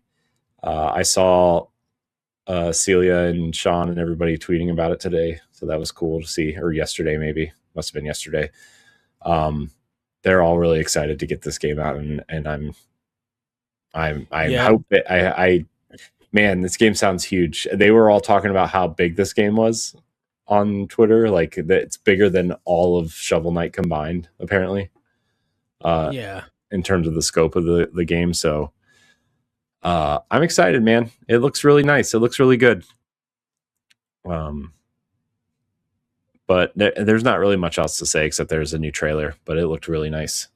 Yeah, the demo, I think it's the same one as the Switch version, the one that came out in October. Yeah, and I still have the demo downloaded on my Xbox. I wonder if they shut it down or if it still works or not. But I don't know. I haven't had my Xbox on in a while, so I don't know. Couldn't tell you. I would probably have to try it on my Switch. Let's see if it's still on there, just to see. Yeah, I'm sure if you downloaded it, it still works, but I don't know. Right. Let's I guess we'll move on to the next thing then. The last thing coming to Switch and Switch 2 that was shown off at the State of Play was a JRPG action RPG called Brigandine Abyss. It's some sort of like spiritual successor / sequel to a 90s JRPG, I guess. Publisher HappyNet has announced Brigandine Abyss for Nintendo Switch 2, launching later in 2026. This new fantasy war strategy RPG puts players in a continent-spanning conflict following the death of Soljanat King and the rise of the would-be emperor, featuring 6 different protagonists and storylines, 24 nations with unique victory conditions and brand new missions mode.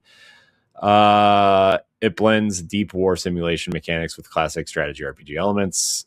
As players manage resources, command monsters, and attempt to reshape the fate of the world. Sounds like Fire Emblem and Valkyria Chronicles had a baby. Yep. Which is, look, that sounds cool to me, but also sounds really overly complicated.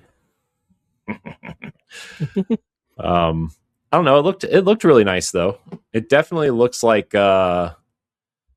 someone's trying to capitalize on some Fire Emblem popularity. Oh, why not? I mean, I'm not blaming them. I just, it definitely looks like Fire Emblem and Valkyria Chronicles though.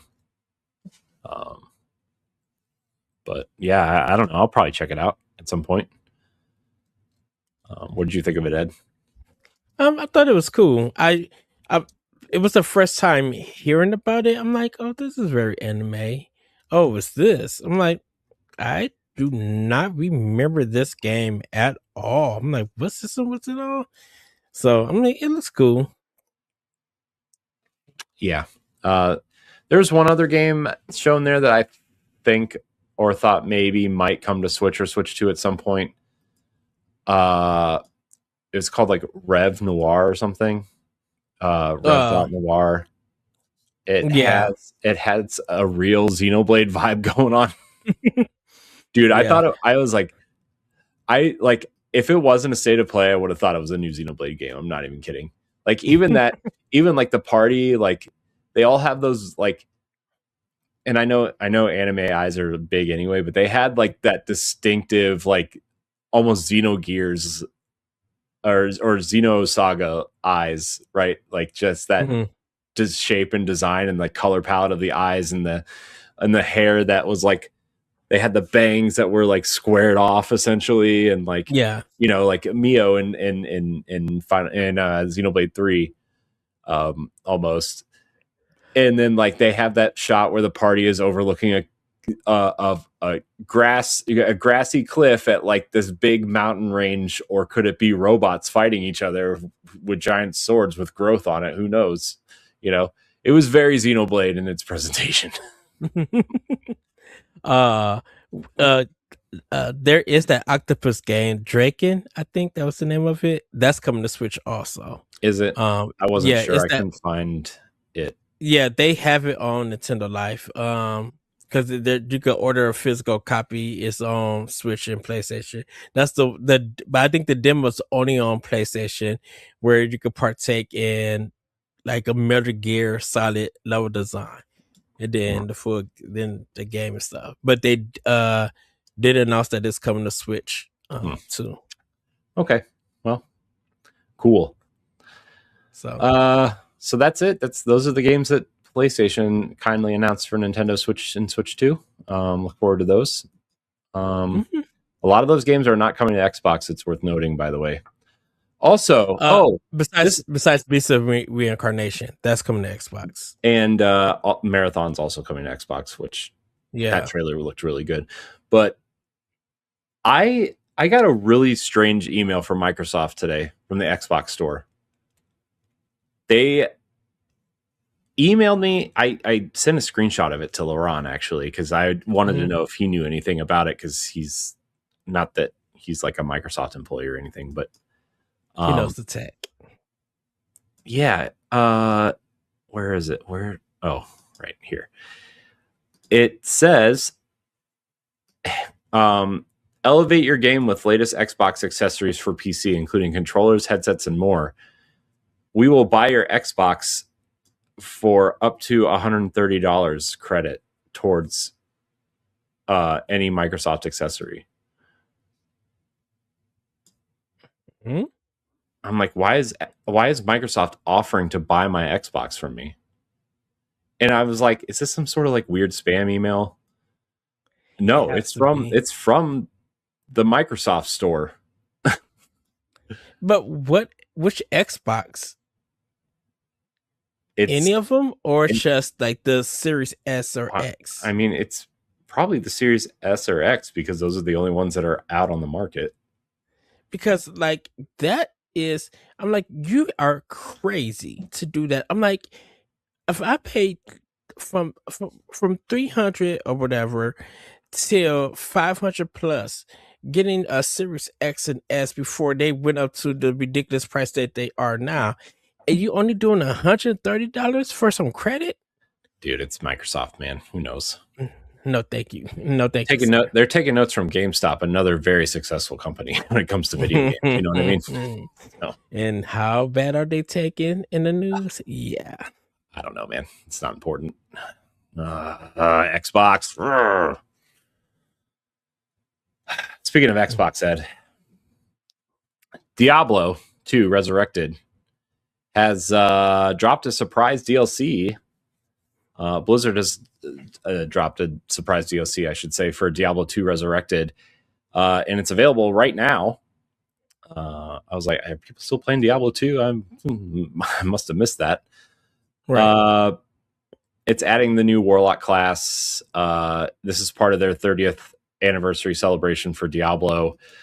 Blizzard has surprise launched a paid DLC for Diablo 2 Resurrected, titled Reign of the Warlock. The expansion is available now on the Switch eShop for $24.99 USD, and introduces the all-new Warlock class, a dark spellcaster empowered by demonic pacts. Along with new class, players can dive into expanded in-game content, including dynamic terror zones, the Colossal Ancients encounter, 30-plus new items and rune words,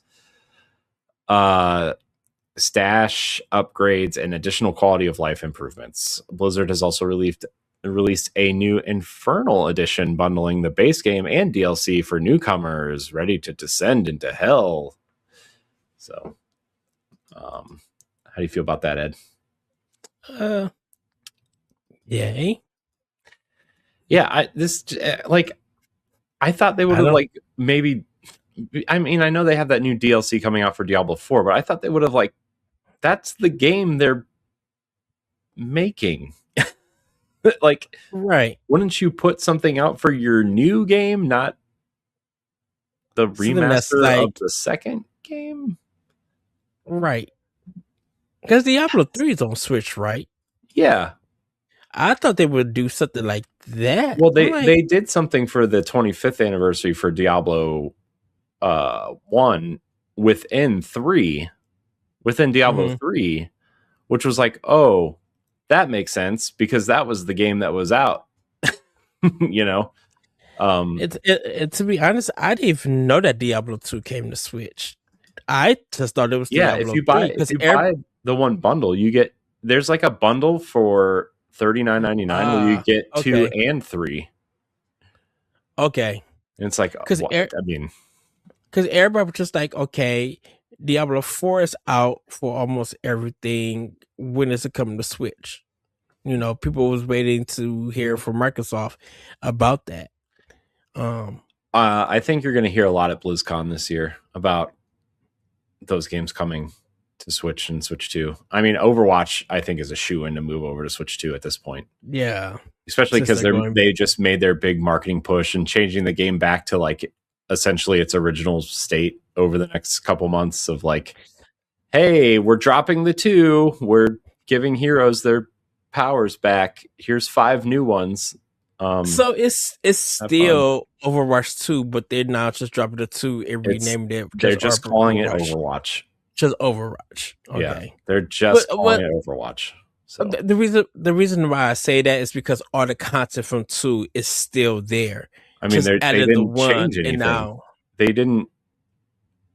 They never needed the 2. They literally didn't do anything like that. Like all the maps from 1 are still there. Like, all of the characters from 1 are still there. Like everything was 1 from 1 is still there. They were just adding new maps and new characters like they were in 1. I thought they had ordered. The big thing with 2 was they were going to add single player content, and then they never did. That was the big thing for 2 was like the multiplayer was going to be free to play, but if you wanted like the single player and some skins or whatever, you could buy it. And then maybe that's why. But they launched Overwatch 2 anyway. But it was like the same game. It was literally the same game with like new heroes and new, like a couple new maps and a new hero or 2, maybe a couple new heroes. I'm not sure at the time, but because it looked like when Overwatch 2 was being shown like through trailers and stuff, it looked like it was new content, and that may have been from the story stuff that they were showing. Well, I mean, they had new cinematics and stuff, which is like, yeah. But they even used the same client as Overwatch 1. They just changed Overwatch, like the literal download package of Overwatch 1 turned into Overwatch 2. Okay. So like you couldn't even find Overwatch 1 anymore because it was literally the same package. It's like when you download a new expansion for Destiny 2, right? And the cover art changes, but like all the content is still there from the other. Well, yeah, you know what I mean. Not all the content, you know what I mean. Long story short, so now it's just general Overwatch. Yeah, it's just Overwatch. I think they're even going back to 6v6, which was what people want. They changed it to 5v5. It was 6v6, and then they changed it to 5v5, and people hated it, but they kept it that way, and now they're going back to 6v6. I think I've heard that. That's what they want to do. I don't know if they are doing that, but we'll see. Anyways, I don't know if it's important or not. But yeah, Diablo, man. People love it. So enjoy your Diablo 2 expansion, everybody. Exactly. Why don't you release StarCraft 1 DLC while you're at it? StarCraft Ghost N64 needs its StarCraft game, so why don't you put Ghost on there? I'm sorry, I'm being that's mean. A game. I'm being that's mean. A game that needs to be released because I think that game was finished. They're working on a first-person shooter, a StarCraft first-person shooter, apparently. So because wasn't Ghost finished? I don't know. I don't remember that far back, man. Oh. All right, Ed. Let's talk about some Assassin's Creed. Okay. We have 2 Assassin's Creed stories. And they're both pretty good, actually. Assassin's Creed Shadows overperformed, quote unquote, in Q3. Ubisoft says Switch 2 boosts highlighted by the company. Ubisoft has revealed that its Q3 financial report that Assassin's Creed Shadows overperformed expectations, posting double-digit year-on-year growth for active users. The company credited the Switch 2 launch of Assassin's Creed Shadows for broadening the game's audience, alongside continued engagement from updates like the Valley of Memory expansion for Assassin's Creed Mirage. Despite the strong quarter, Ubisoft is continuing its major corporate restructuring, forming 5 new creative houses, blah, blah, blah. We don't need to get into all that, but that's good. Mm-hmm. I'm glad that you know, I mean, they're reaching a whole new audience though with Nintendo players, right? Because like, when you know, Origins, Odyssey, and Valhalla were coming out, the Switch was getting ports of 2, 3, and 4. You know, I mean, right. Those are great games, but they're also like 20 years old at this point almost. So exactly. You know, plus that's good news in terms of like hoping that the Assassin's Creed Black Flag remaster is coming to Switch too. Also, that gives. I think it should. I mean, I think it's a no-brainer at this point now, right? Like, which is the next story at this point. Let's see. The Assassin's Creed Black Flag remaster art book has been listed on Amazon. Amazon UK has listed an art book tied to the apparent remaster of Assassin's Creed 4 Black Flag and has sparked speculation that Ubisoft is preparing an official announcement soon. Reported by IGN, the book, reportedly published by Titan Books, is scheduled for release on March 24th, 2026, and explicitly labeled as a, quote, remaster art book, contrasting from the previously rumored Resynced title. With the game already rated by Peggy and lead actor Matt Ryan hinting fans may, quote, have to beat it again. Signs continue to point the long-awaited return to the high seas. Let's just go ahead and announce it. I love Assassin's Creed Black Flag, dude. I put so much time on the Wii U version. I was still playing that when we started becoming friends, right? Like that was the game I was playing, I think, when we were becoming friends. Yeah. I remember seeing it, selling it at Toys R Us and everything. Man. Dude, I was so bummed when Rogue didn't come to Wii U. I was so bummed. Yeah. Because I played 3 on Wii U and I played 4 on Wii U. And I was like, yes, Assassin's Creed. Ubisoft is supporting the Switch or Wii U. And then they're like, Rogue isn't coming over. And I was like, oh, dang. Oh no. I didn't expect Unity or Syndicate, but like Rogue was like, that was the game. It's like, yeah, more pirates. You know, Black Flag. They didn't even put the Freedom Cry DLC on there either. Oh, the Wii U was again a lot of DLC. That Batman's origin stuff, yeah. Oh yeah, I forgot about that fiasco. Another game I played on Wii U, by the way. All right. Well, I'm excited for Black Flag. I hope it comes out soon. Yes. Switch 2's new pastel Joy-Cons are coming. Where have we talked about this before? Nintendo is releasing its first new, fresh color of Switch 2 Joy-Con 2 controllers this year. The light purple and light green Joy-Con 2 pair is available for $99.99 and includes both left and right controllers plus straps for local multiplayer.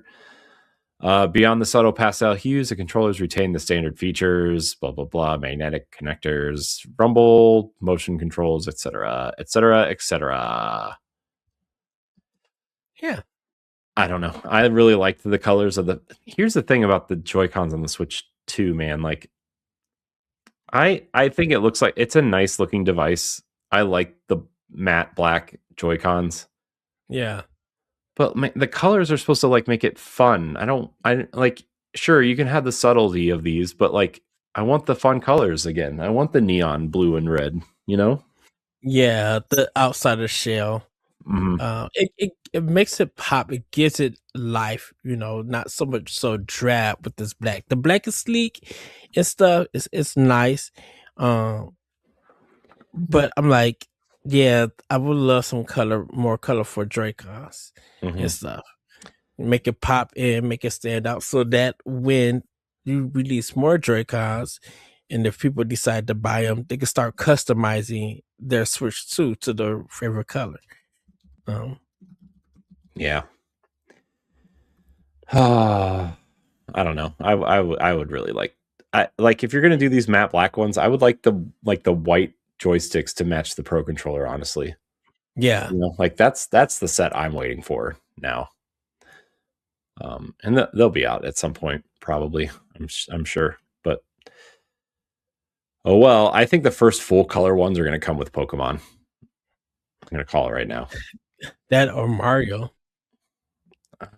Yeah, but Pokemon has 2 versions, and I think you're going to get the Joy-Cons to match the 2 versions, and it's going to be a whole thing. I don't know. Gen 10 this year, man. How do you feeling? Gen 10, Pokemon Gen 10. Let's see what Game Freak does after they release their game. All right. Got a couple game delistings happening, Ed. So if you don't have these games, you might want to purchase them soon. The first one is 2K's delisting of NBA 2K Playgrounds 2 and WWE 2K Battlegrounds later this month. 2K Sports has quietly announced that NBA 2K Playgrounds 2 and WWE 2K Battlegrounds will be removed from digital storefronts on February 20th. Online servers for both titles will remain active until July 9th, after which all online features, including unlockable content tied to the in-game purchases, will cease to exist. Single-player modes will still be playable offline.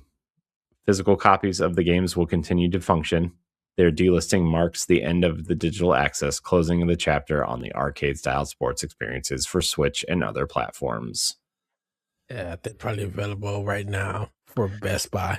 The buy. Yeah, so I mean, I know this is probably like the NBA one is probably a NBA player license kind of thing. Kind of like licensing issue, right? Oh my gosh, the union. Jeez, the player union. I can't think of the word. The NBA player union, and I know they're going through like a big change in their kind of bargaining agreement is either just happened or is coming up. I think it's coming up because the NBA is also expanding the league to 2 more teams, at least, maybe even 4 more teams. But had they talked about it? Had they announced it yet, or just... They announced that they're going to expand. They haven't announced where or how many teams yet. The thought is probably at least 2 teams, maybe even 4. They did announce that when they do expand, Seattle will be the first city to get a team. The Seattle Supersonics will return in Avengers Endgame or Doomsday or whatever Avengers game, Avengers movie will be out by then. But yeah, because that was like a huge deal. It was like the same deal as when like the Browns moved out of Cleveland to Baltimore. Like Seattle loved the Supersonics and they just moved them. And that's why like when they moved them to Oklahoma City, they became the Thunder and not the Oklahoma City Supersonics. Seattle retains the rights to the name. So they'll still be the Oakland Thunder, and then Seattle. They'll be the Oklahoma City Thunder still, and then when they get to Seattle, they'll probably be the Seattle. I mean, they were called the Supersonics. I wonder if they'll just go with the Sonics. I don't know. So would that make it? How many teams? What, 36 teams? 32 to 34 teams, depending on the expansion, because there's 30 teams now. Oh, okay. So yeah, that's it probably has something to do with it. The WWE, I knew that's also probably like a licensing thing because the WWE got bought by some company. When? A couple years ago, like it's some kind of Chinese conglomerate, I think, or maybe it's a Saudi fund thing. That's interesting.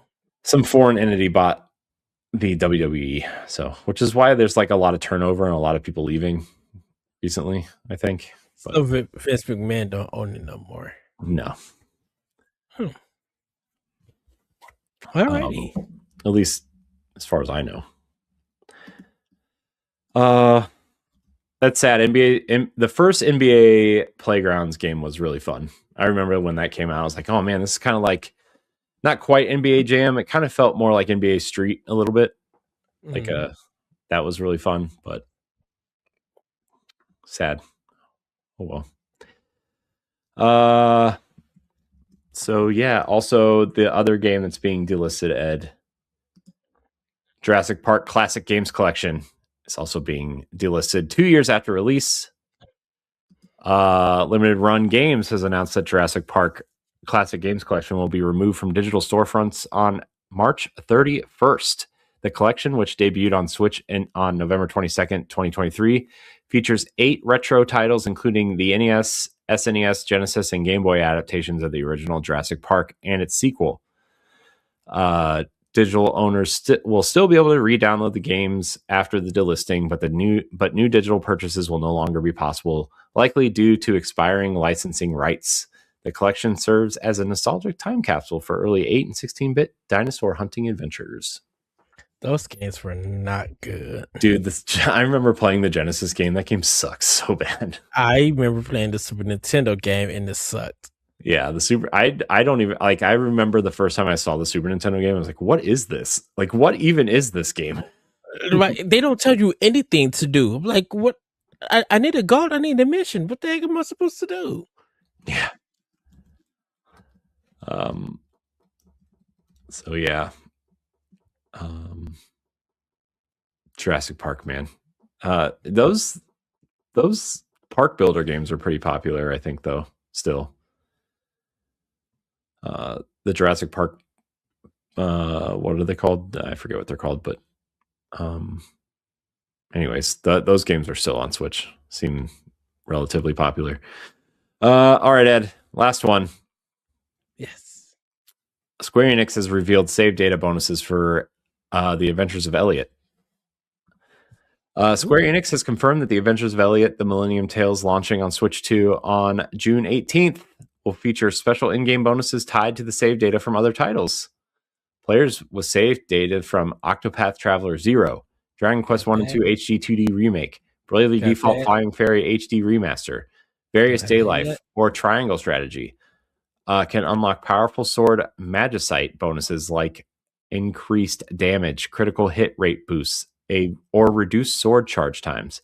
Save data must reside on the same console or be transferred from the original Switch to the Switch 2, and bonuses can be claimed via the in-game promotional bonus system at the orphanage in the age of safekeeping.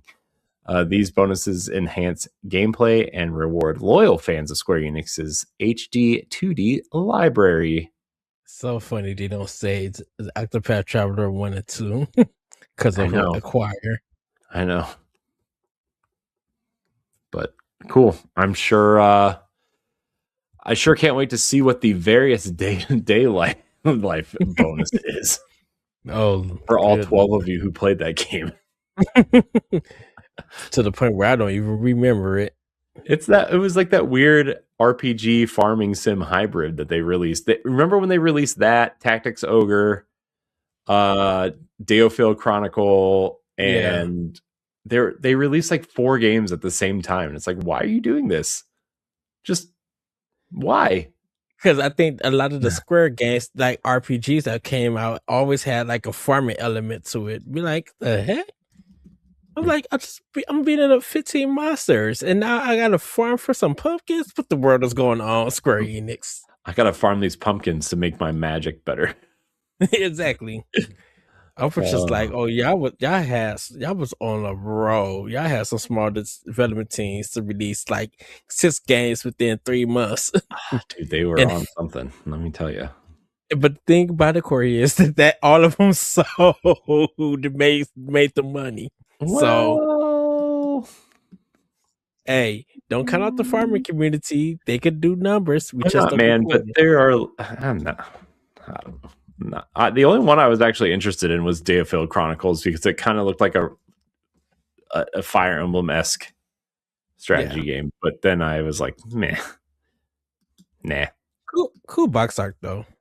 Yeah, it definitely looks cool. Like I think it looks cool, but got Fire Emblem Valkyria Chronicles at home. I don't need this. anyways, that's it for our news, Ed. That's all we got. All right. Almost 2.5 hours into this show, and that's all we got. But it is time for Pack Watch. Pack Watch, yes. Here are the games that you can purchase this week on your Nintendo Switch or Nintendo Switch 2. All right, Ed, there's a lot. There's quite a bit this week. Some of them are I'm actually like quite interested in. So on 2/16, we have Gear Club Unlimited 3 Premium Edition, which is $59.99. It's sorry, I forgot to change my little panel at the bottom. The ticker has all the games and the prices that you can see while I read these off to you, live listeners. I don't know if it'll be in the edited video or not. It depends on how much time I have and if I get that new master library done, but it's fine. Anyways, not important. Having attracted millions of players for nearly 10 years, the Gear Club series finally returns with Gear Club Unlimited 3. For the first time in the series, you can now explore the asphalt roads of Japan, as well as the French Mediterranean coast. Drive over 40 prestigious cars from the biggest automotive brands and customize every detail: paint, bodywork, rims, mechanical performance. Create a car that reflects your individuality and shows off your style on a wide range of spectacular racetracks. I think this game got good reviews. Yeah, I think last week. Yeah, there's also a regular edition. So the premium edition is $59.99, but I think the regular edition is $39.99. I don't really know what the premium extra stuff the premium edition comes with, but on 2/17, Ed, this game looks really cool. I didn't know, I had never heard of this game, and I watched the trailer on this eShop and saw the screenshots. I was like, man, I'm kind of in on this game. It's called Under the Island. It's $19.99. Embark on an epic adventure in Under the Island, a 2D action adventure steeped in 90s charm. Step into the shoes of Nia and battle fierce monsters, solve clever puzzles, and explore a world alive with mystery as you race to save your new home before it's too late. This game looks really cool, Ed. I'm like really shocked that how much I had thought how cool this game looked. So you should definitely look at it. Ed's typing the title into his trailer. He's going to watch the trailer. I can see it in his glasses. Oh, it looks really nice. I know. It looks really cool. What is that one game that we played with the little girl that just imitated her? The girl and the boy is hearing their son, the grandfather tell a story. Blossom Tale. Yeah, that's what it reminds me of. This looks like this. Yeah, this looks like Blossom Tale and the Sea of Stars kind of mixed together. Yeah, I picked this up, and $20. That's not a bad price. Yeah, and it's just a straight up action game. It's not a roguelike. It's not it's not anything weird. It's just a straight. It's basically a top down Zelda game. Pretty much. I think I put this on my wish list. Yeah, I did. It looks really cool, and it's only $19.99 also, so that's really awesome. Yeah, it's so like the art style looks incredible, and like the lighting effects and the cool like. There's like a part in the trailer where like this weird fish monster thing comes at you, and it has like all these weird effects around the screen. It looks really nice. It's cool. On 2/18. Star Trek Voyager Across the Unknown is coming out. It's $49.99 for the premium edition, $39.99 for the regular edition, but it is discounted if you pre-order it. Star Trek Voyager Across the Unknown is a story-driven survival strategy game in which the fate of the iconic starship is in your hands. Take the helm, manage the ship and resources, and make difficult decisions. Will you be able to bring home the ship and its crew? This is for LaRon. Not for me. No, I will not be bringing home the ship and this crew. Right. I'm not even boarding.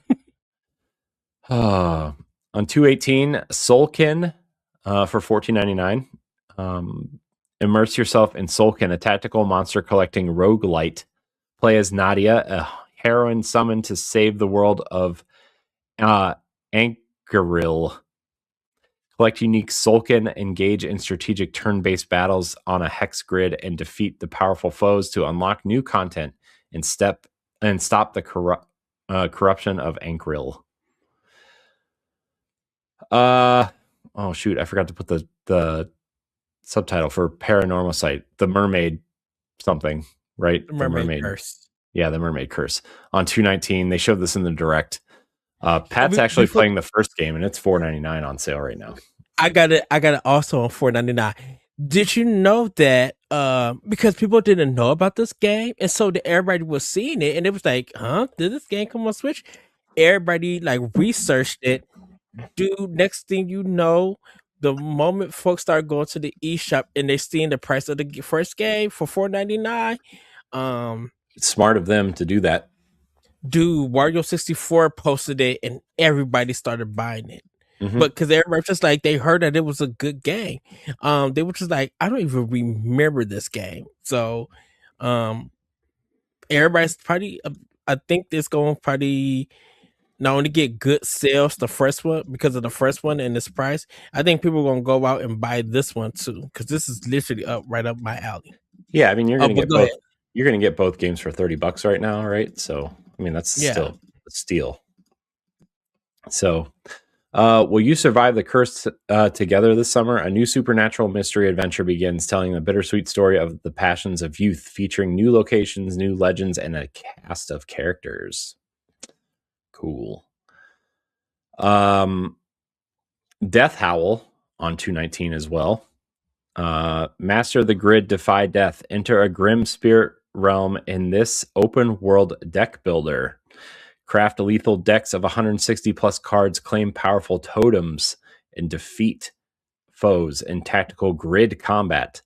Fight as the desperate hunter Ro to bring her son back from beyond the veil. Yeah, man, deck builders. This is a no for me, dog, as what's his face would say. Every time I think about it, I always think of Yu-Gi-Oh. Deck builders? Yeah. Man, Yu-Gi-Oh, man, that was big for like a day and a half. I don't know. I feel like I just kind of missed the boat on that. Because I feel like it was like it was popular because Pokemon was popular. Yeah. And then I just kind of missed the boat on it. I care anything, but I used to own one of the games on PC. And it was okay. But it was because of watching the anime. You know. Yep. All right. This game looks cool too. I don't know if you saw this game, Ed, but it's called Wizman's World Retry. It's $24.99, but if you pre-order it, it's $22.99. Wizman's World Retry is HD remaster of legendary JRPG Wizman's World from Jaleco with enhanced 2D pixelated graphic and sound. This game is clearly Google translated or AI translated and not in the best way. Experience the vast world of Wizarest and 3 fairly like homunculus.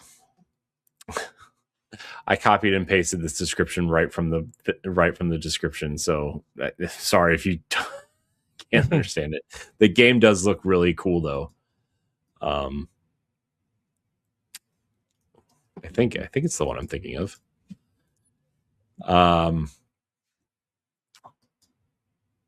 Yeah, it looks really cool. I think the art style is really nice. Like, yeah, I don't know. I think it looks really cool. I don't know if I'll play it, but it looks nice. Next. Oh, I moved the dock. Why did I do that? Balladins is coming out for $24.99. Embark on a whimsical journey and bring joy to a bright fantasy world in this role-playing adventure for 1 to 4 players. Craft your own story and solve quests how you like, but beware, every time you fail, the dragon will send you back in time. 2/19 Lost in Space, the first adventure, is $29.99. Danger, danger. Play as Will Robinson and team up with Dr. Smith and Robot in this 3D point-and-click adventure game based on the TV show Lost in Space. Sounds like another LaRon joint. Explore treacherous environments, solve puzzles and mysteries as you investigate the disappearance of the other members of the Jupiter 2. Man, the only thing Lost in Space I've ever seen, I know there was that Netflix revival, and then in the either the late 90s or early 2000s, they did like a reboot movie with, I want to say Bill Pullman and Joey from Friends was in it. And like, it had some of the worst CG animation I think I'd ever seen in my life. Oh no. That's literally all I remember from it, is like there was just really terrible CG in it. But cool. I hope you Lost in Space fans will like it. On 220, Ys 10 Proud Nordics is coming out, which is an updated version of Ys 10 Nordics. It is $69.99.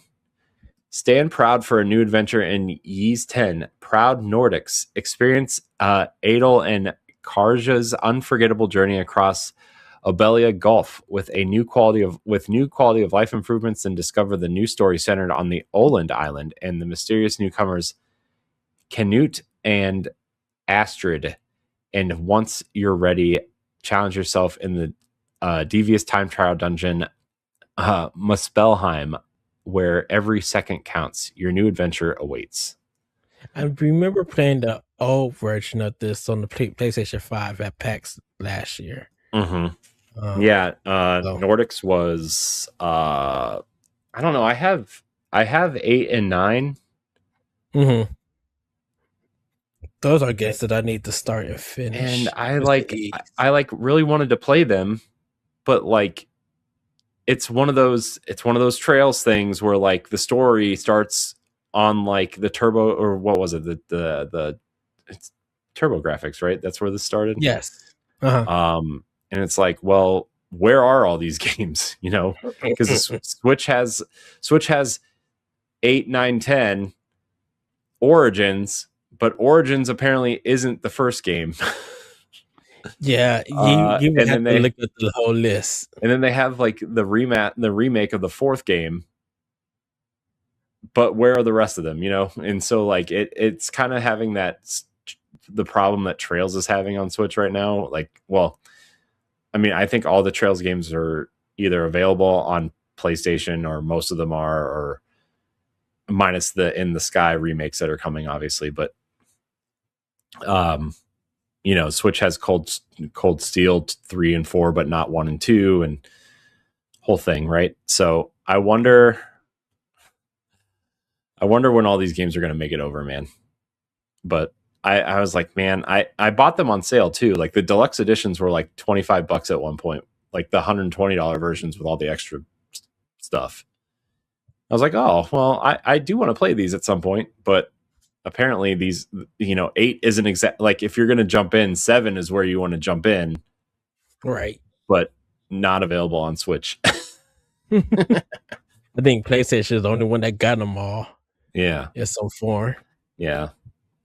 So I don't know, whatever. But it looks cool. I think I really like the art style of these games, honestly. Like I think it looks cool.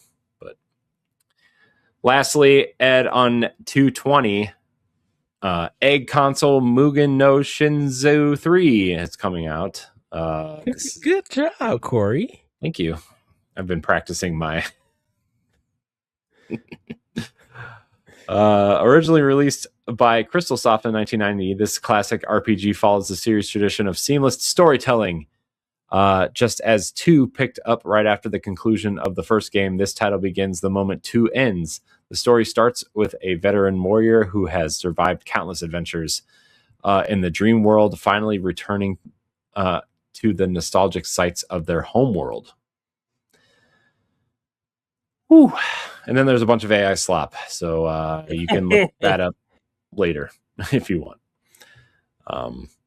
There's a new every week there's some sort of like weird borderline rated M for mature, almost we'll say, game, but it's vampires this time, not wolves or pets or feet or anything. It's a more vampires this time. More adult kind of games, because there's one certain looking vampire game that they have a girl version and a boy version. I'm like, yeah, that's all these games now. That's all these games now, dude. See, but they weren't doing it in the past. Now they're doing it. It started probably a couple months ago with the foot game, the anime girl foot game. I don't know what it's called. I don't want to know what it's called, but it's there. It's just like, why is there two versions of this now? Oh, this is a little bit too much. Okay, now I know. Oh, geez. I'm getting out of this conversation. Let's talk about the weekly updates. Here are the updates for Nintendo this week. The Nintendo Switch, the Nintendo Store app on mobile devices 3.1.0 update, and now displays search results directly in app. Improves performance on the search and wishlist tabs, and allows enlarged product images, and fixes various minor issues through tapping a product still opens in a browser. That's so they can avoid the Apple fees. They take you to the browser to buy the game, so they can avoid that 30% rip that Apple still takes off of developers. Yeah.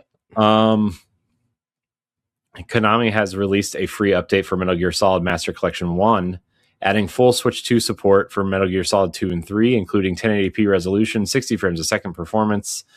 I think it's only on 1 and 3, though. I saw that going around. New screen settings and improved movie and upscaling options, along with minor fixes across the included titles.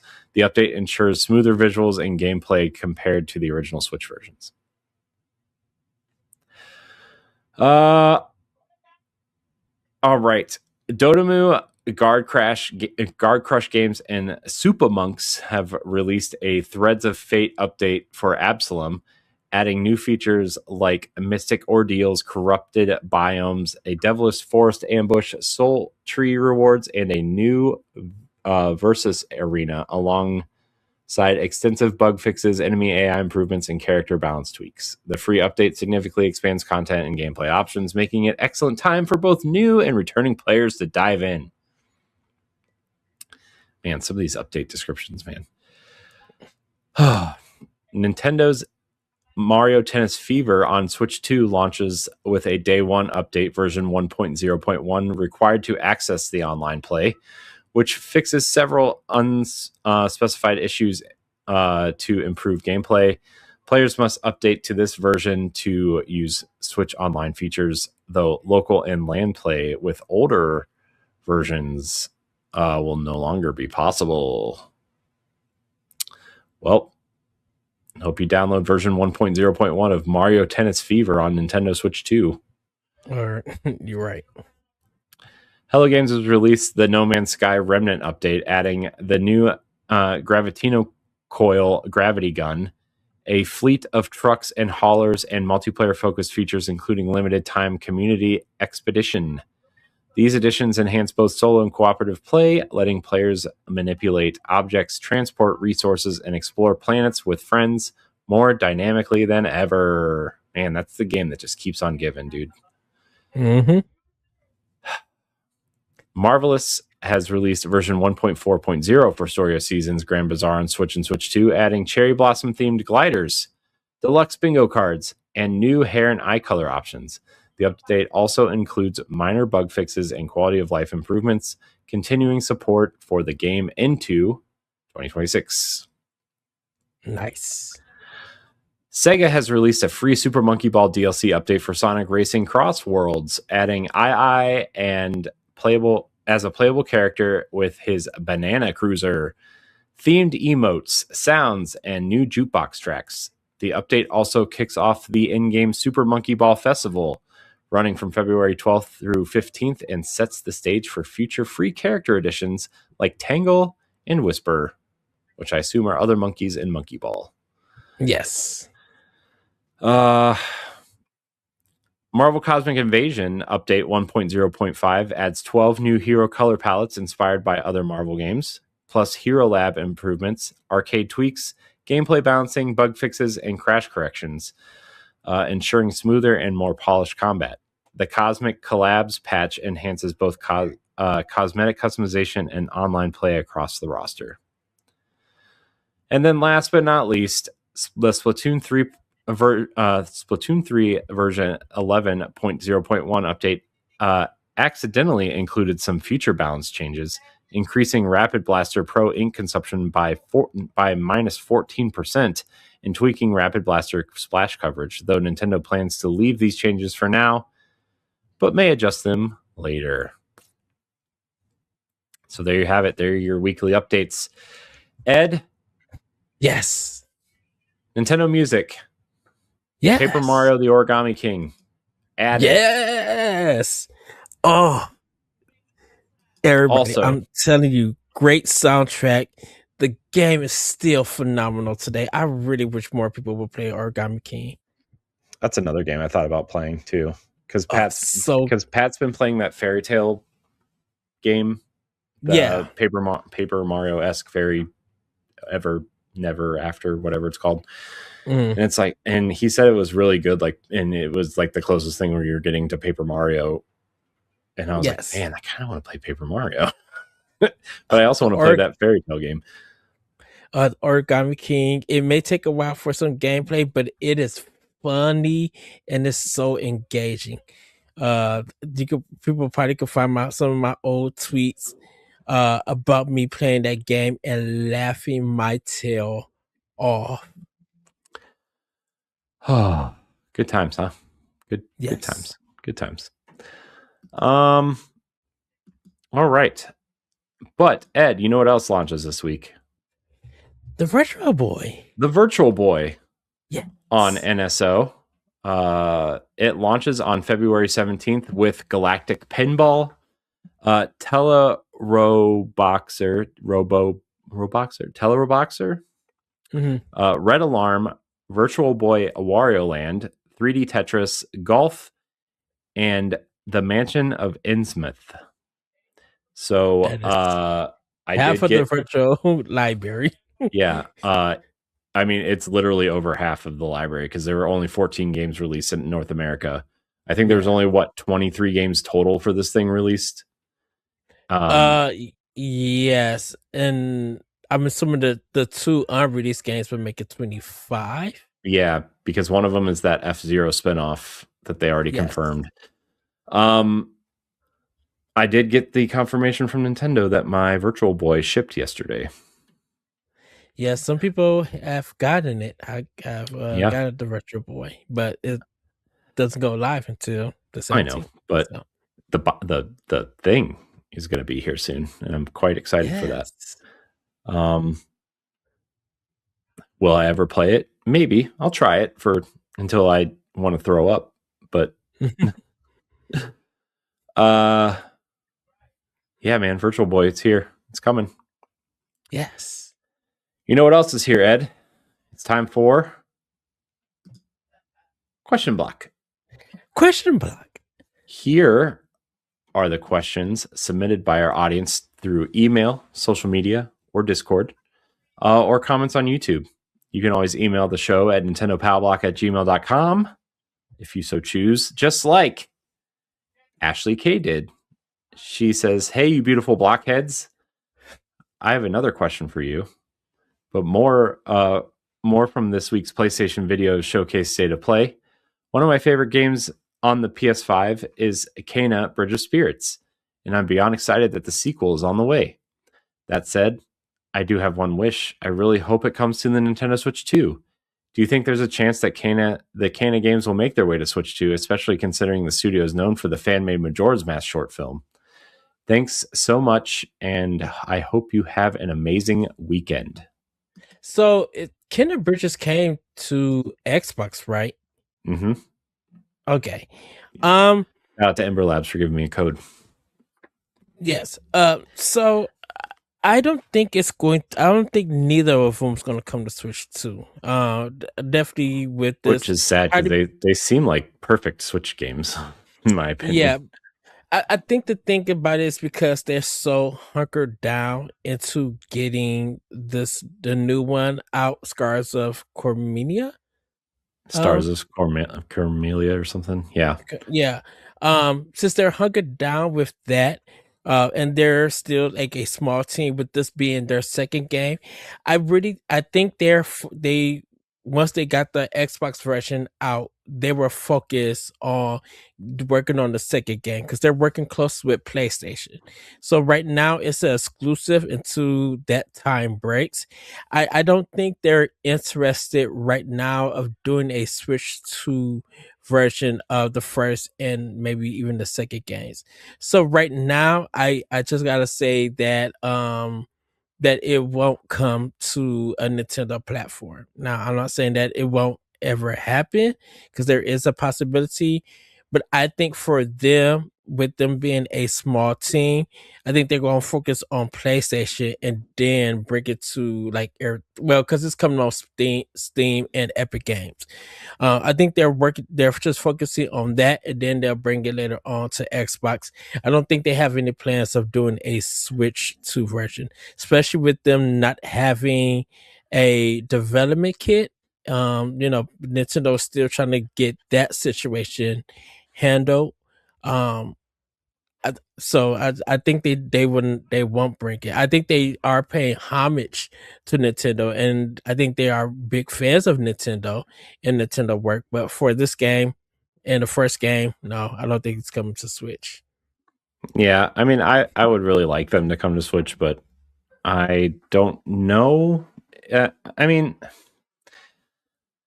my gut feeling says it'll come to Switch eventually, but it'll either be announced by Nintendo in a Nintendo Direct, or it'll shadow drop at some point and not get any attention. Yeah, except for like maybe an article on Nintendo Life that says surprise it's here or whatever, and then like people will either forget about it or not notice it at all. But that game was really impressive when it hit PlayStation 5. That was the game I wanted a PlayStation 5 for. Yeah, honestly. I have my PlayStation 4. I still got the first game because I pre-ordered it. It looks really good on PlayStation 5. I will say it is going for a little bit Breath of the Wildish kind of thing mixed with a little bit of the photo Beyond Good and Evil in some parts, but I can still see the originality from them. It's a beautiful looking game. Oh yeah, dude. The animation in that looks like like a Pixar film. Yeah, they're great animators. Really, really great. There's a lot of horizon in that combat though. Like that it's like this kind of weird, I don't want to say weird, but like this fast-paced action with like the slowdown, right? When you do like a critical hit or something.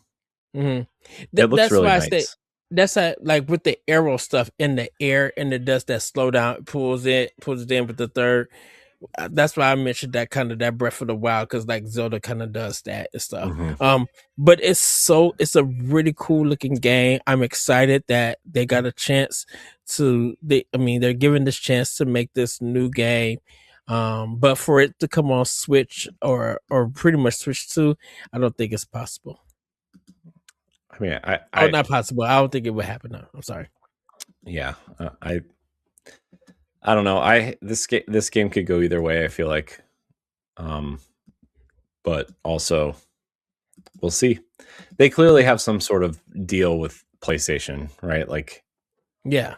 I mean, they literally said in the presentation, I think, that PlayStation Studios is helping them with this one. Yes. So, which doesn't mean no, but it also means like it'll be timed exclusive. And by the time, by the time it's able to come out on Switch, I wonder how many people will care about it, Yeah.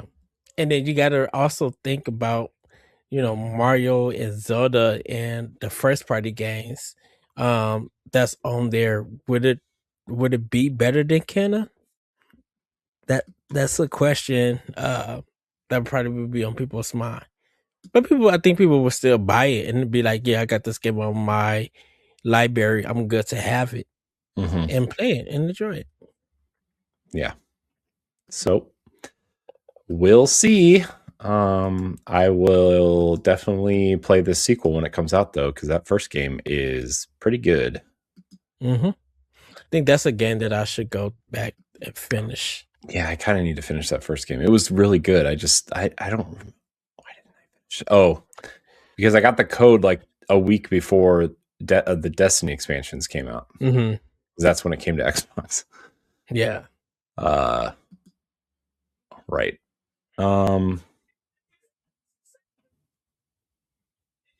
All right, next question. I was trying to think of something else to say, but I couldn't think of it. Deshaun Malone writes in, yo guys, I thought y'all had an amazing combo on the Wii NSO channel that could potentially be coming to Switch. I love playing Wii with my daughter and my late wife back in the day, and having the nostalgia would be so cool to continue bonding with my daughter. My question is this: do you think about the NSO? Do you think about the NSO apps expanding to other company consoles? I know you talk about Dreamcast a lot. What about Atari Lynx, Jaguar, 3DO, Saturn, Master System, TurboGrafx, etc.? DS is no doubt coming soon, I feel, too. Love you all. Have a good one. So, we have talked about it expanding to other consoles. I think we even did an expansion pass about this. We thought that TurboGrafx, which is in NEC, and Neo Geo would come because those games showed up on the Virtual Console on Wii, and I think you could also purchase them on Wii U. But now that like kind of the Saudi Arabia owns like majority of SNK or that version of SNK, and I think Saudi Arabia also has stock held into Nintendo. Yeah, I think they're down to like 6%.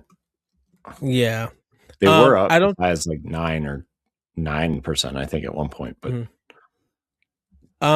I really don't think that there will be any other consoles because, like with Sega, they put pretty much all of the Sega Genesis book games that they want to, and we've been waiting for them to put out more. I think Atari probably won't do it. We probably won't get no Saturn because that system is hard to emulate. With it, I don't see the Master System coming. Only because the Master System games haven't been around since the system came out. There's been no like re-releases of those games and stuff. There've been the arcade versions of them, but not the Master System version. I wonder why. That's between Sega and Sammy. I really don't know why. As for the Atari Lynx and a Jaguar, I don't think Atari would do anything because Atari is trying to get their business back and everything, and they feel like if they are going to do stuff like that, they're gonna sell it themselves. They'll get some company help them renew it or refresh it and then release it. So Atari is more into making money off of that, and plus they could easily throw that stuff in a collection and some retro people would buy it.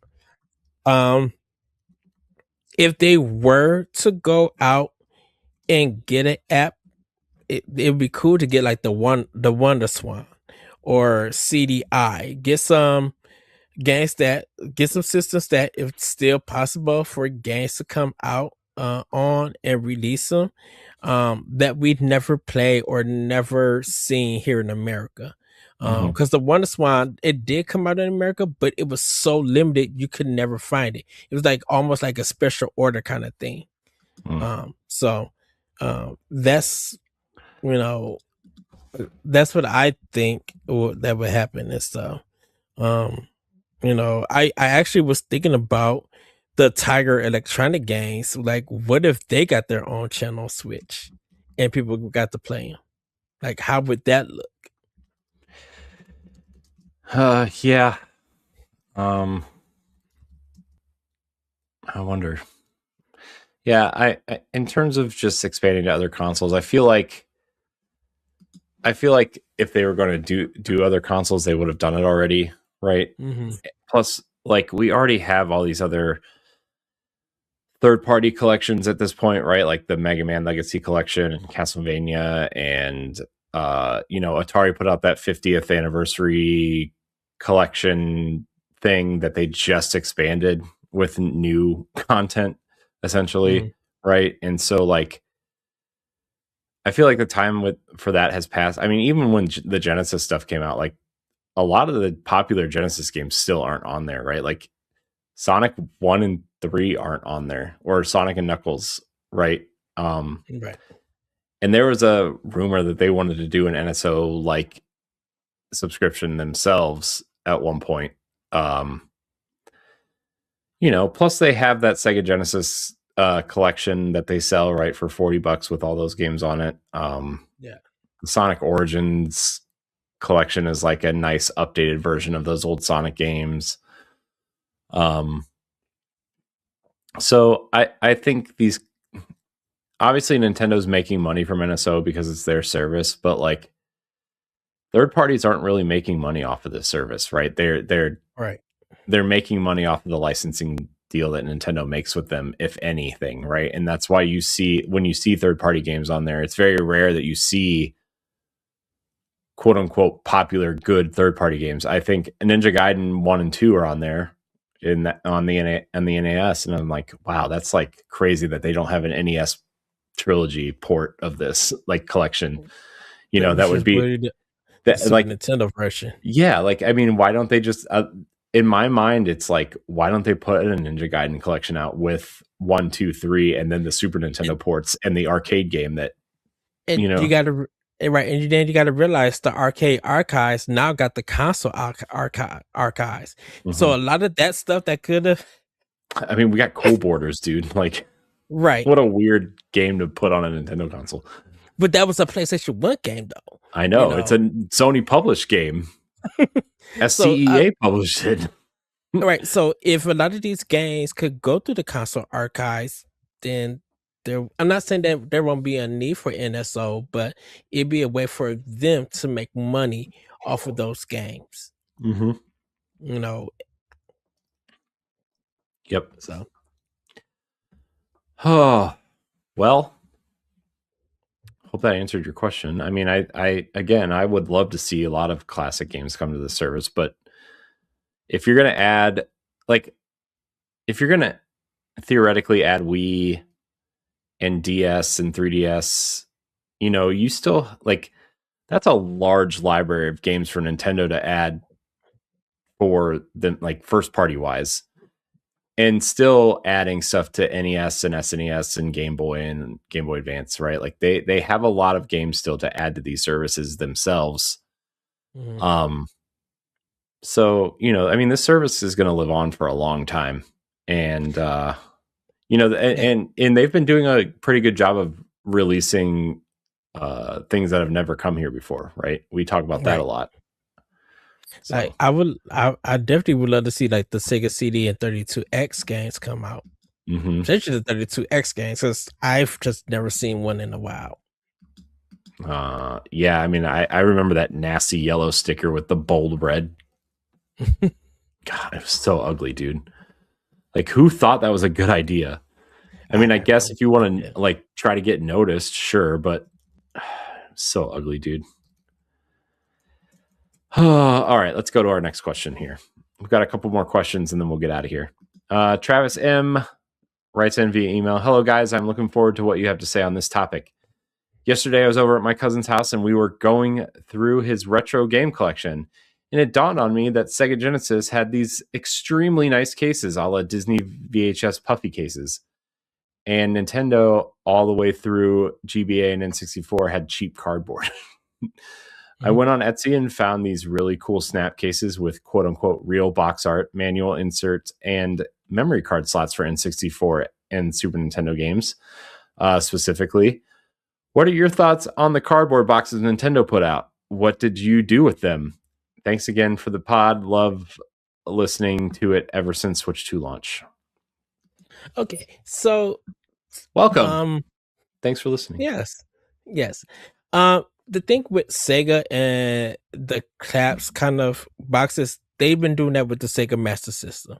So Sega already had that kind of design where Nintendo had it where you with the cardboard books you got the Nintendo case slide, so they were incorporated almost like a Famicom or a disc. When you back in the 80s, when you got a disc, it would come in a little package, so they were kind of representing with that. For me, for a lot of my cases for the N64 and all of that, I just ended up throwing them away and stuff because to me they were just like paper, and we weren't really recycling cardboard or anything because we didn't really have a recycling plant for that. For me, it was definitely, I kept the manual somewhere, and then it was just my game that I would play. Yeah, it was collecting dust and stuff, but like as kids we weren't taught on how to handle games or anything, where you got stuff now where they'll show you on how to do parental controls on the Switch or Xbox or whatever. Like there's ways that you could teach stuff, but as kids, you don't think about that. You don't think about the cases and everything. My brother, he had all of his cases for the Sega Master System because it was a way of putting the cartridge back in and then putting it in a bookcase and stuff. Where like for a lot of us Nintendo people, we were just like, the cartridge slid in, pulled down, we was able to play and stuff. And plus, people were playing more Nintendo games than they were playing Sega games around that time. So not me. Yeah. So it was so that's kind of like there's a history to it until like the PlayStation. They had the cardboard boxes. They had the big cardboard boxes. I remember I had the in long the zone boxes like the Saturn too. Yeah, and the Saturn went to do the jewel cases, and PlayStation went through from the cardboard cases to the small cases like a regular CD, because it was easier to produce and stuff. During that time, people were like, once again, Nintendo didn't get into like the plastic cases to the GameCube and stuff. And those GameCube cases were so nice, by the way. Right. And so, and because DVDs were also becoming popular, it would just made it easier to have a unified design. The inside case was always different, but the case itself was like the same measurements and stuff. So like for me, like I said, I didn't keep up with them because I was a kid. I wasn't selling my games. I wasn't trading my games. I never thought of being a collector or anything like that. I was always about taking the game out, running through the book, and then putting my game in my console and playing it. I even did that with my TurboGrafx 16. Getting the game card, putting it into my TurboGrafx, and playing the game. I was so more focused into getting into the world of the game than the packaging that it came with and everything. So, yeah. Yeah, I mean the first console I ever had started getting boxes for the games was my Nintendo 64. Like when I got my NES, it was a hand-me-down from my cousin, and I didn't even have those nice black sleeves that they came with, right? Like it was the cartridge, and they were just kind of out there. And even a lot of the N64 games I ended up getting, I still have a couple games complete in box on my shelf over there, right? I probably have about 10 games complete in box. But a lot of the games I had for N64 were secondhand, or I bought used at GameStop or EB Games and Funkoland at the time, right? Like I ended up buying, my mom ended up buying me these like plastic snap cases that ended up being released that were for Nintendo 64 games, right? Because we would throw away the cardboard. It's just, it's just cardboard. And I didn't really know any better because I had these cases, or I had that N64 cartridge drawer for a while, right? Like the weird drawer they released that you put your cartridges in. But other than that, like the Genesis had, like, those cases were so nice and so storable, like VHS tapes. And I was like, and I think that was when I realized, I should probably at least start keeping the boxes to my Nintendo games in case I need to store them at some point. Right. And then obviously, like you said, like PS2 and GameCube had the DVD cases, and those were just they're still the standard, right? Like, I mean, they shifted from DVD to Blu-ray, but they're still the standard these days, are those plastic cases. So, and then it was even nicer when like the DS cases came out, right? And they were the plastic ones, but then they had the GBA slots in the DS cases. Yeah. So like I put like, I got Mario 64 DS. I'm going to put my Super Mario Advance cartridge in here so that it stays safe, Yep. Of course, you can't do that with every game because there's 4 GBA games and one Mario game, one DS Mario game so far at that point. But like, you know what I mean? Like I tried to match them up as best I could. But then I just kind of stopped caring about GBA because DS was DS, and I loved GameCube. And, also at that point I was like in college, living in a dorm, and, trying to sit on the top bunk of my bunk bed, and playing GameCube and hoping people would leave me alone.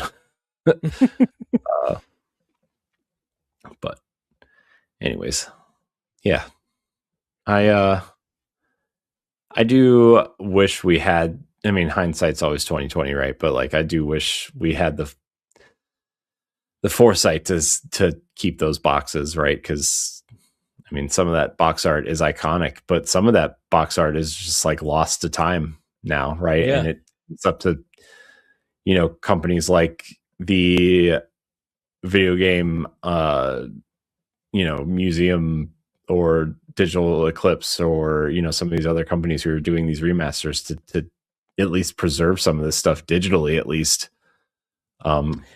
That's why if you have a game or the game and the box for a company called Tengen. Oh, those nasty like black carts.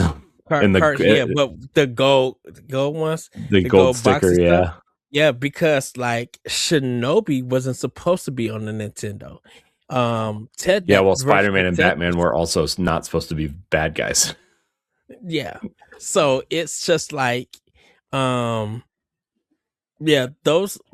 games are, collector's items and stuff.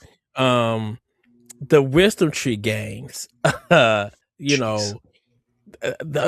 history of that they had to steal, they had to commit sin to get a Christian game out. It's crazy, Yeah. So, like, but yeah, I think the boxes for like N64 and stuff. It's just yeah. It's man, the Rumble Pack and the Donkey Kong N64 game. Or Donkey Kong came with the expansion pack too. Yeah, the expansion pack. That's what I mean. And then Star Fox had that thick thick box with the Rumble Pack in it. Yes. And then there was I think there was a version of Star Fox that didn't come with the Rumble Pack, and that it's funny. It's funny how rarity works with games, because like that version is actually like really rare. Apparently the thin Star Fox box is like apparently rare, or it used to be. I don't know how it works now, but that my cousin who was like selling games on eBay for a while, like he was like, anytime we would look for N64 games, it was the thin Star Fox box that he was looking for. Oh wow. I remember having the expansion pack in my N64, and then a memory card stuck in my controller of my N64. It had a gold memory card one. It's crazy. And then they had the GBA or the Game Boy transfer pack for Pokemon Coliseum or Pokemon Stadium at the time. That was something. So you could use your own Pokemon. And then underneath it was supposed to be the N64 disc drive. Yeah, which never came out here. But we did get Master Quest for Ocarina of Time on GameCube. So yeah, that's something I expect to see on NSO, by the way, is the Master Quest Ocarina at some point. I would love to see it. And play it with an N64 controller for the first time, really. Because you had to play it with the GameCube controller, but it still had the N64 buttons. It was like, I don't know. What if it's wrong? People got to realize this. So N64 was supposed to have the N64 disc drive. GameCube Panasonic GameCube had the DVD player underneath, or inside the system, and then the regular GameCube had the GBA add-on. Dude, the Game Boy player on the GameCube was just, dude, top tier, excellent. I love that thing, because the one thing I wanted a Super Nintendo for, honestly, was the Super Game Boy, and I never had it, and I never had one. I had one. Like, the first sign of the Game Boy player on the GameCube, I was like, I need this so bad. Dude, I played Fire Red on my TV. It was awesome. I did Minish Cap on it. Yeah, I would play a lot of GBA games on my GameCube and everything. Cause you got to think about it. They put some of the stuff in color and it had some design. You used to play with your GameCube controller, and you didn't have to worry about the battery life or anything. Yeah, it was awesome. Yeah,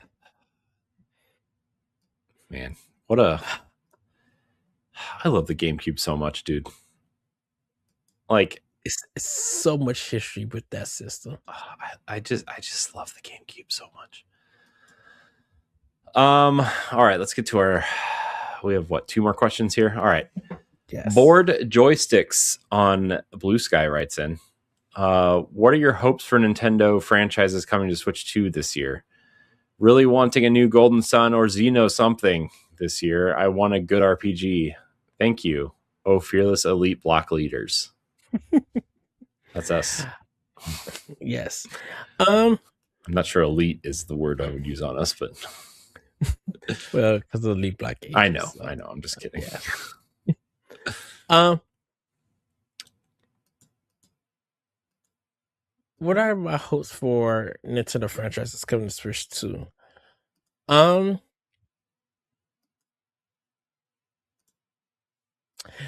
course, everybody is wanting a Mario game. I don't think we need Zelda just yet.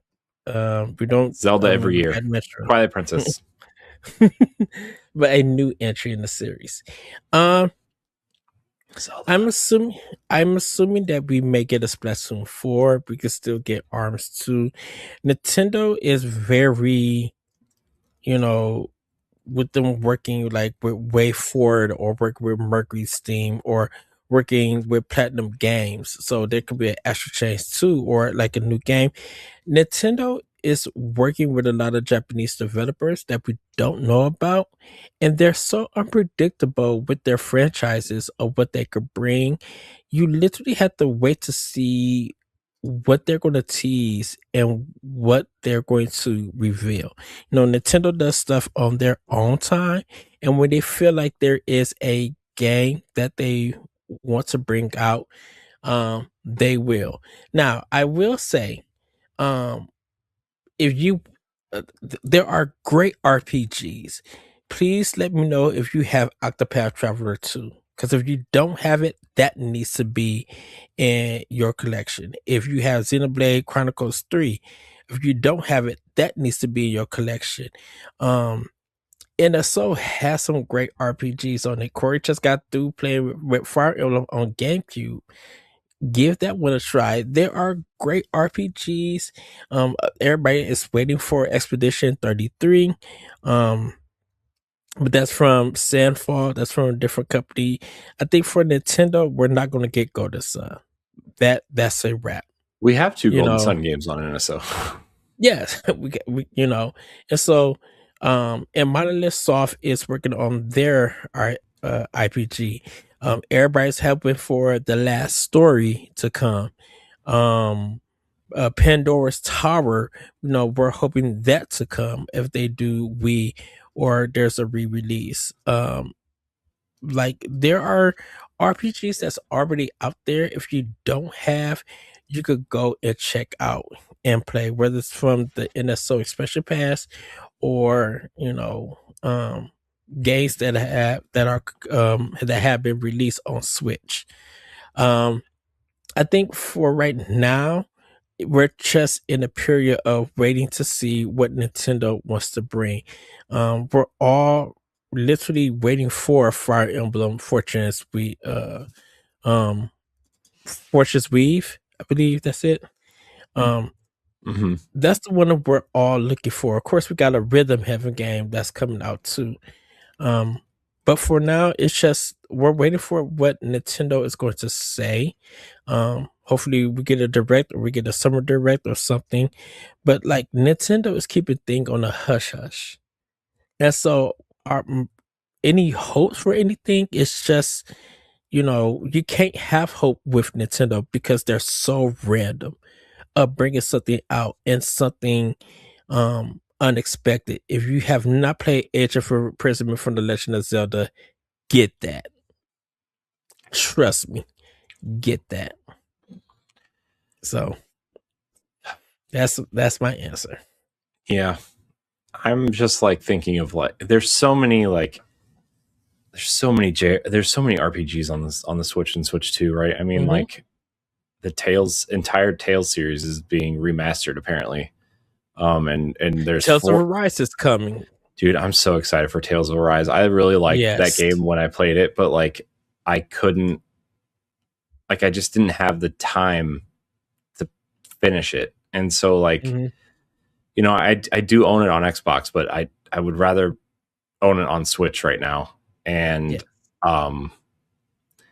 that game is like it's really high on my list this year. I just hope it doesn't come out at the same time as like Fire Emblem, but I do want to say that game is really great. But there are also 4 other ones on Switch right now. There's Symphonia, which is arguably one of the better ones, although it is the PS3. Great. It is the PS3 port and not the GameCube version. But also, there's Tales of Grace's F. There's Tales of Vesperia, which I really like, and then Berseria is coming out. Right, that's the new one. Yeah. Oh, Tales of Exilia. There's 5 of them. Right, Exilia is out. Right, the first one. That's out. That just came out. Right, Tales of Exilia. Yes. Yeah. So, I recommend the Tales series. I really like that series. Ni no Kuni is on Switch. It's also on sale a lot. That first one's really good. I never played the second one. The second one is on Switch, right? Yeah, they're both on Switch. Yeah. Getting up to get the second one. That's another phenomenal game. Let's see. There's, like Ed said, the Xenoblade Chronicles trilogy, obviously. Man, there's just I'm trying to think of like, I mean, if you are a South Park fan, both of those RPGs are on there, and it's like Paper Mario, right? Like it's the turn-based.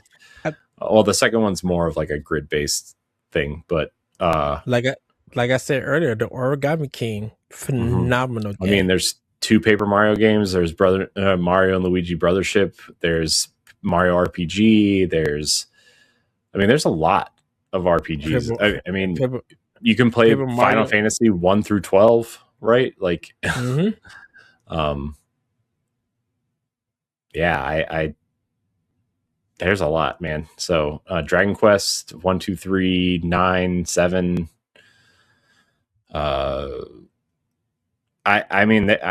We could sit here for another hour listing off all of the RPGs on the Switch and Switch 2, but I would, if I would start with the list that we have just provided. I'm trying to think of games like Golden Sun. Golden Sun is just kind of like a traditional flow JRPG, right? It's just kind of traditional, right? Like a turn-based kind of, yeah.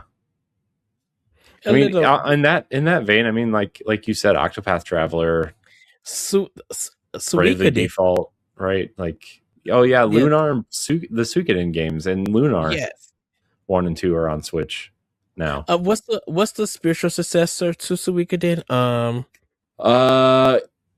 The Eiyuden Chronicles. Yes. Right. There's 2 of them. There's like that weird side-scrolling RPG, which was like the prequel, and then the quote-unquote real game. Yeah. Let's see here. So yeah, and also, like, if you want Golden Sun, they're on the Game Boy Advance app. So and Dragon Quest 7 is a phenomenal game to have. Yeah, also. I'm just kind of going down my Switch list right now. Etrian Odyssey collection, I think it's on the Switch. Etrian Odyssey collection. There's Nier Automata, not really a JRPG, but more of a Persona 3, 4, and 5. Hellblade, Doom. Oh, those aren't really RPGs, though. I know. Still, you should have them. And Wolfenstein 2 is so good. Yes. Tactics Ogre Reborn is on Switch. Oh man, that's what I should play. I should play Tactics Ogre. Advance Wars. If you want something kind of I don't know, whatever. Yeah. If you want strategy RPGs like Fire Emblem and Valkyria Chronicles, which we talked about, if you want 2D kind of action RPGs, Unsighted, Crosscode, Unchained Echoes, those are kind of traditional-ish. Sea of Stars is a good one. Oh yeah, Sea of Stars. People like that. I'm in the minority. I didn't really care about it, but the Advance War remake from Way Forward. Yeah, LaRon's playing that right now, I think. But we're getting more into tactical RPGs now, though. Mm-hmm. So, and then soon we'll have Fallout 4 on Switch from Bethesda. Yeah. And there's the Elder Scrolls Oblivion remake that's coming. Yeah. All right. We got Skyrim on there. Yeah, there's a lot of choices that you can play now. Yeah, we can move on from this, but hopefully those 75 games we just listed off can give you a good jump start. Yes, on that. So a lot of great RPGs out there, man. And also check the deal section of the Switch shop. Monster Hunter Stories, because Monster Hunter Stories 3 is coming out. Yes. So and Monster Hunter Rise. Check out. Yeah. Corey, before we go, what is the lock game that me and you love? That's like only $2. Hook. Yeah, man. Hook's awesome. I love that game. I'm just trying to see if there's anything that I missed here. I don't think so. I don't know. All right. Our last question of the day, Ed. Maybe if I can find the doc. Sam Hall writes in, "Hey gang, what classic series would you like to see remastered collection, a la the Tomb Raider games or the Legacy of Kain series? For me, I would love to see a Prince of Persia trilogy collection or a Final Fantasy 13 trilogy. Thanks. I would also like to see both of those." So I definitely little series called Legend of Zelda with Twilight Princess and Wind Waker. I would love a treasure collection, so I could have like Gunstar Heroes, um, um, Wario Land if they wanted to do that one. Sin of Punishment 1 and 2. Of course, Ikaruga. Some of their handheld games. Um, like Treasure has a lot of them. I think there was a Luminous collection also. Yeah, So, maybe. Yeah, I don't know if there was. But like a collection that I would love to see remastered. Um I Oh boy, I don't. oh That laugh goodness. scares me. I, okay. I would go for a Gears of War collection on Switch Oh my too. gosh. Oh, you mean when I brought it up earlier or late last year, you poo-pooed the idea of a Gears Yes. remastered trilogy? Okay. Yes. But now because of Switch 2 and a Pro controller, which just make it feel perfect. I would say the Gears one. Why do you hate Shoot. me? Forza Horizon 4, 5. Well, pretty much Horizon 4 I would love to have. Man, gosh. I mean, and that if we're talking Xbox games on Switch 2, I mean, I would take a Fable trilogy. Yeah. Just gonna throw that out there. We've already talked about the Halo collection, so like that needs to be on Switch too. I would be for it. Yeah, I'm kind of surprised it's not like stuff like that isn't on the console yet, honestly. But I don't know. Maybe I'm just hoping and wishing and not. I don't know. For me, I think that the collection man, it's so hard because like some of the collections I want already exist on other platforms. They're just not on Switch yet. Like, Yeah. I think the big example, honestly, and like I know these games are on NSO, but like Rare Replay. I cannot believe Rare Replay is not on Nintendo Switch or Switch 2 yet. I can't believe it. 80% of that collection is literally Nintendo games. And arcade games, and people will buy it. You know, it's like why are these so stuck on the arguably the worst Xbox console and Xbox One? They're all stuck there. I mean, you can play them on Series X, but like I don't know, man. It blows my mind. Man, remastered click. But and then there's like the weird trilogies that got HD trilogies on PlayStation 3, but only PlayStation 3. Like, like the Tomb Raider Legend trilogy has a collection on PS3 only, right? And I fully expect that to come to Switch also, right? Because of just the way that Tomb Raider's been going. Yeah. But like I would love the Legend trilogy on Switch, or Splinter Cell got that weird trilogy on PS3, and I know we talked about this, Corey, but I would love a new Super Mario Brothers trilogy collection remastered. Yeah, we've definitely talked about that before. I would also love that. I think it's the DS, the Wii, 2.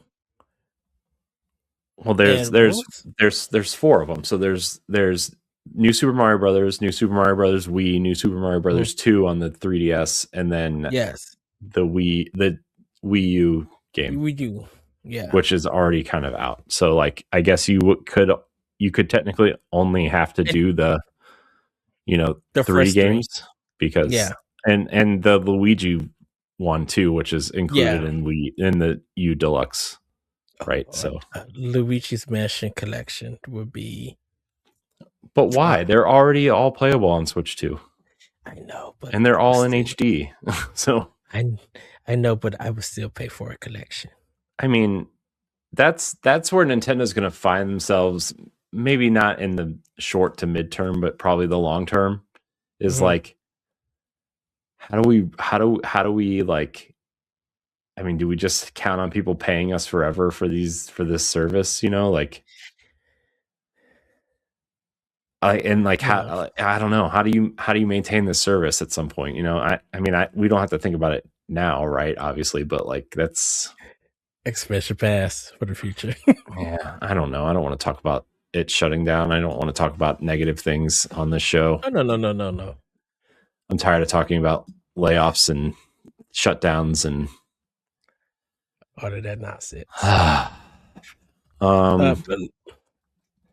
But yeah, like those are some of mine. A Punch Out collection I would love. NBA Jam collection I would love. Like having an arcade, the 16-bit ones with the Sega Genesis and Super Nintendo. What's the football one from Midway? Blitz. Should a Blitz could have a trilogy, that would be fine and everything. Let's see, because we already got the Street Fighter and Mortal Kombat one, so wouldn't need that. I would love a Tekken one though. A Tekken and Soul Calibur collection I would love to have. Yeah, I mean, and Bloody War, the animal fighting one. Yeah, I'm just trying to think of like things that, man, I don't even know at this point. I mean, I guess like,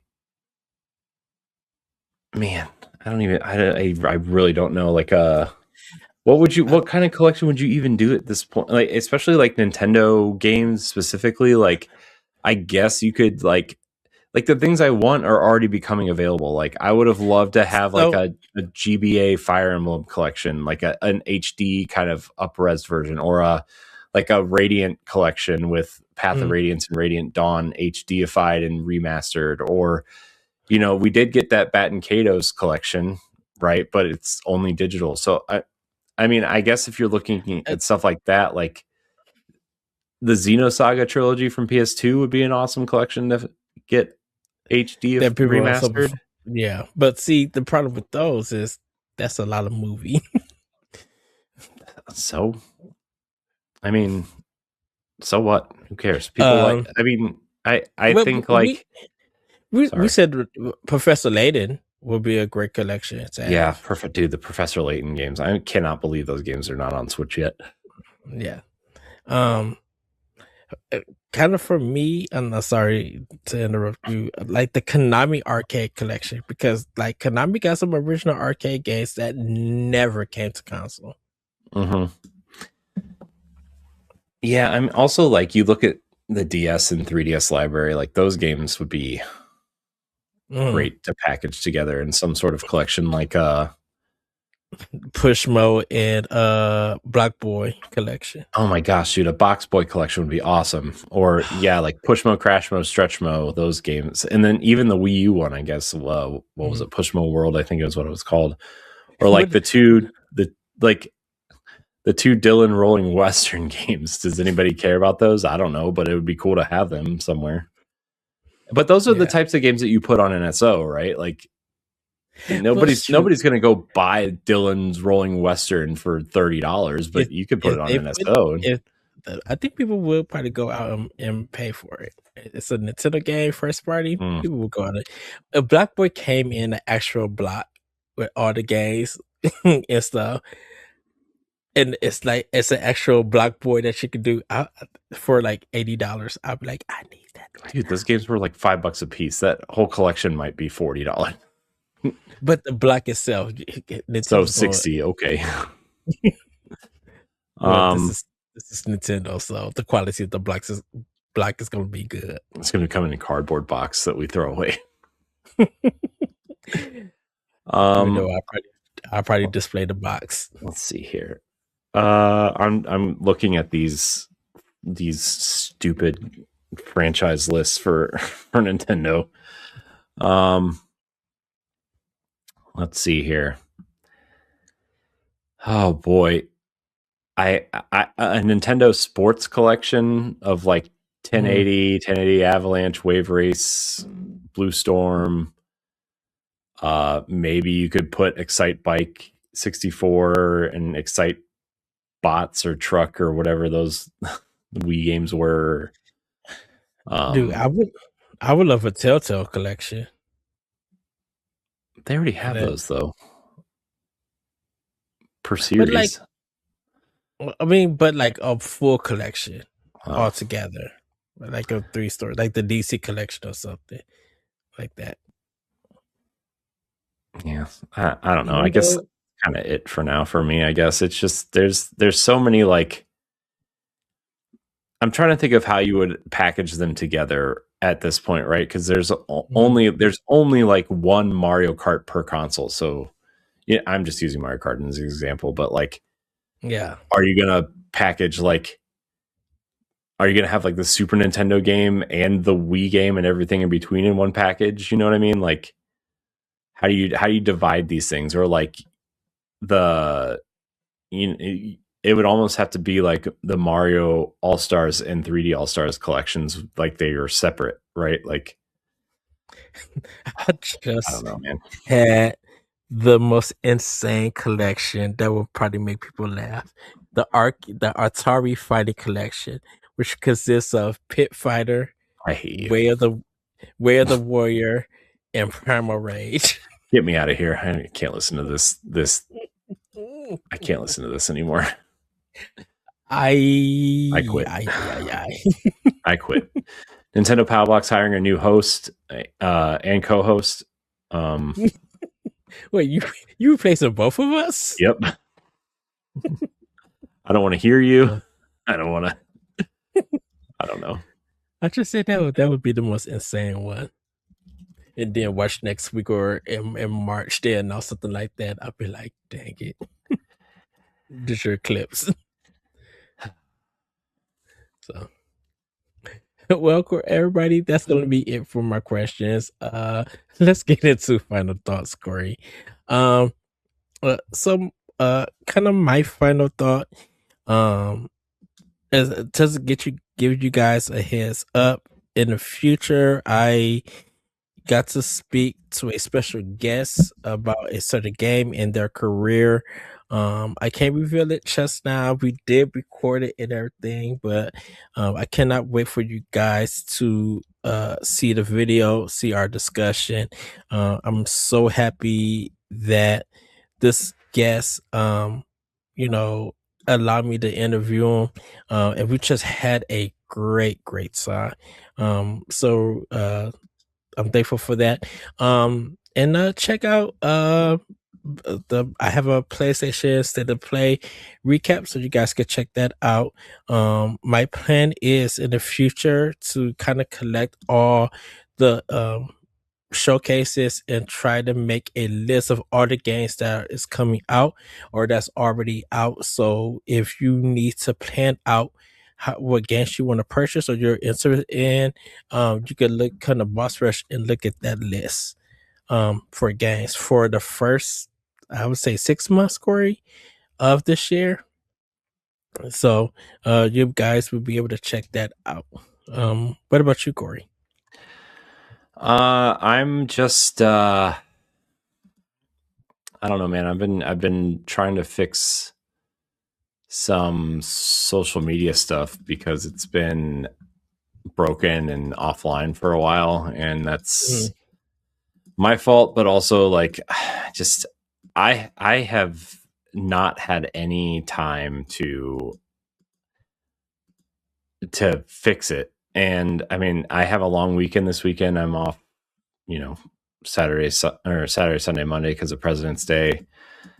My goal is to hopefully fix a bunch of stuff that's been broken for a while, try to get some stuff automated instead of like having to post it manually, and just try to get our social media presence back, because it was good for a long time, and then it broke for a little bit, and then Buffer moved to a new API. Like they're rebuilding their I don't know what all they're doing. They're changing the way things are distributed essentially. And so like I've been kind of waiting on that to fix itself. Also looking into moving off of StreamYard and onto another platform, because it's a nice platform, but there are better platforms out there that are cheaper and we can do more with it. So, yeah, I don't know. I'm going to explore all that this weekend, hopefully. And,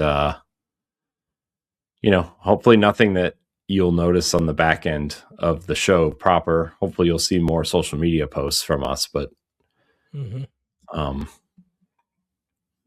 yeah, it's kind of it. I also haven't felt very good the last couple days, just kind of like burnt out, kind of tired and working a lot lately. And, just trying to like catch up on life things. So, and also tomorrow's Valentine's Day. I'm going to spend some time with that family. Yeah. I'm going to be spending time at work and dealing with nonsense. So. Cool. Yay. So. Well, everybody, thank you for watching and or listening to this episode of Nintendo Pow Block. If you joined us live, follow or subscribe to the channel you're watching if you haven't done so already. If you're watching later on YouTube, be sure to subscribe to the channel, like the video, and share your thoughts in the comments, whether it's on today's topics or a new idea we can discuss in a future episode. If you're listening on Spotify or Apple Podcasts, consider leaving us a 5-star rating and a nice review, as it helps us with discoverability and reach. You can support Boss Rush on Patreon at patreon.com/BossRush Network at a tier that's right for you. You can follow for free and gain access to all our base shows on one feed. Thank you again for watching and listening, and we'll see you next time. Bye, everybody. Woohoo! Bye.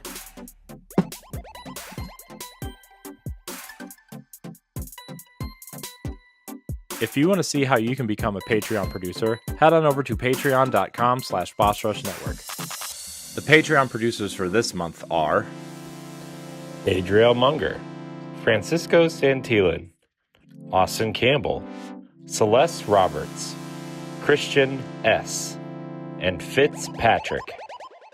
Thanks for your continued support of the Boss Rush Network.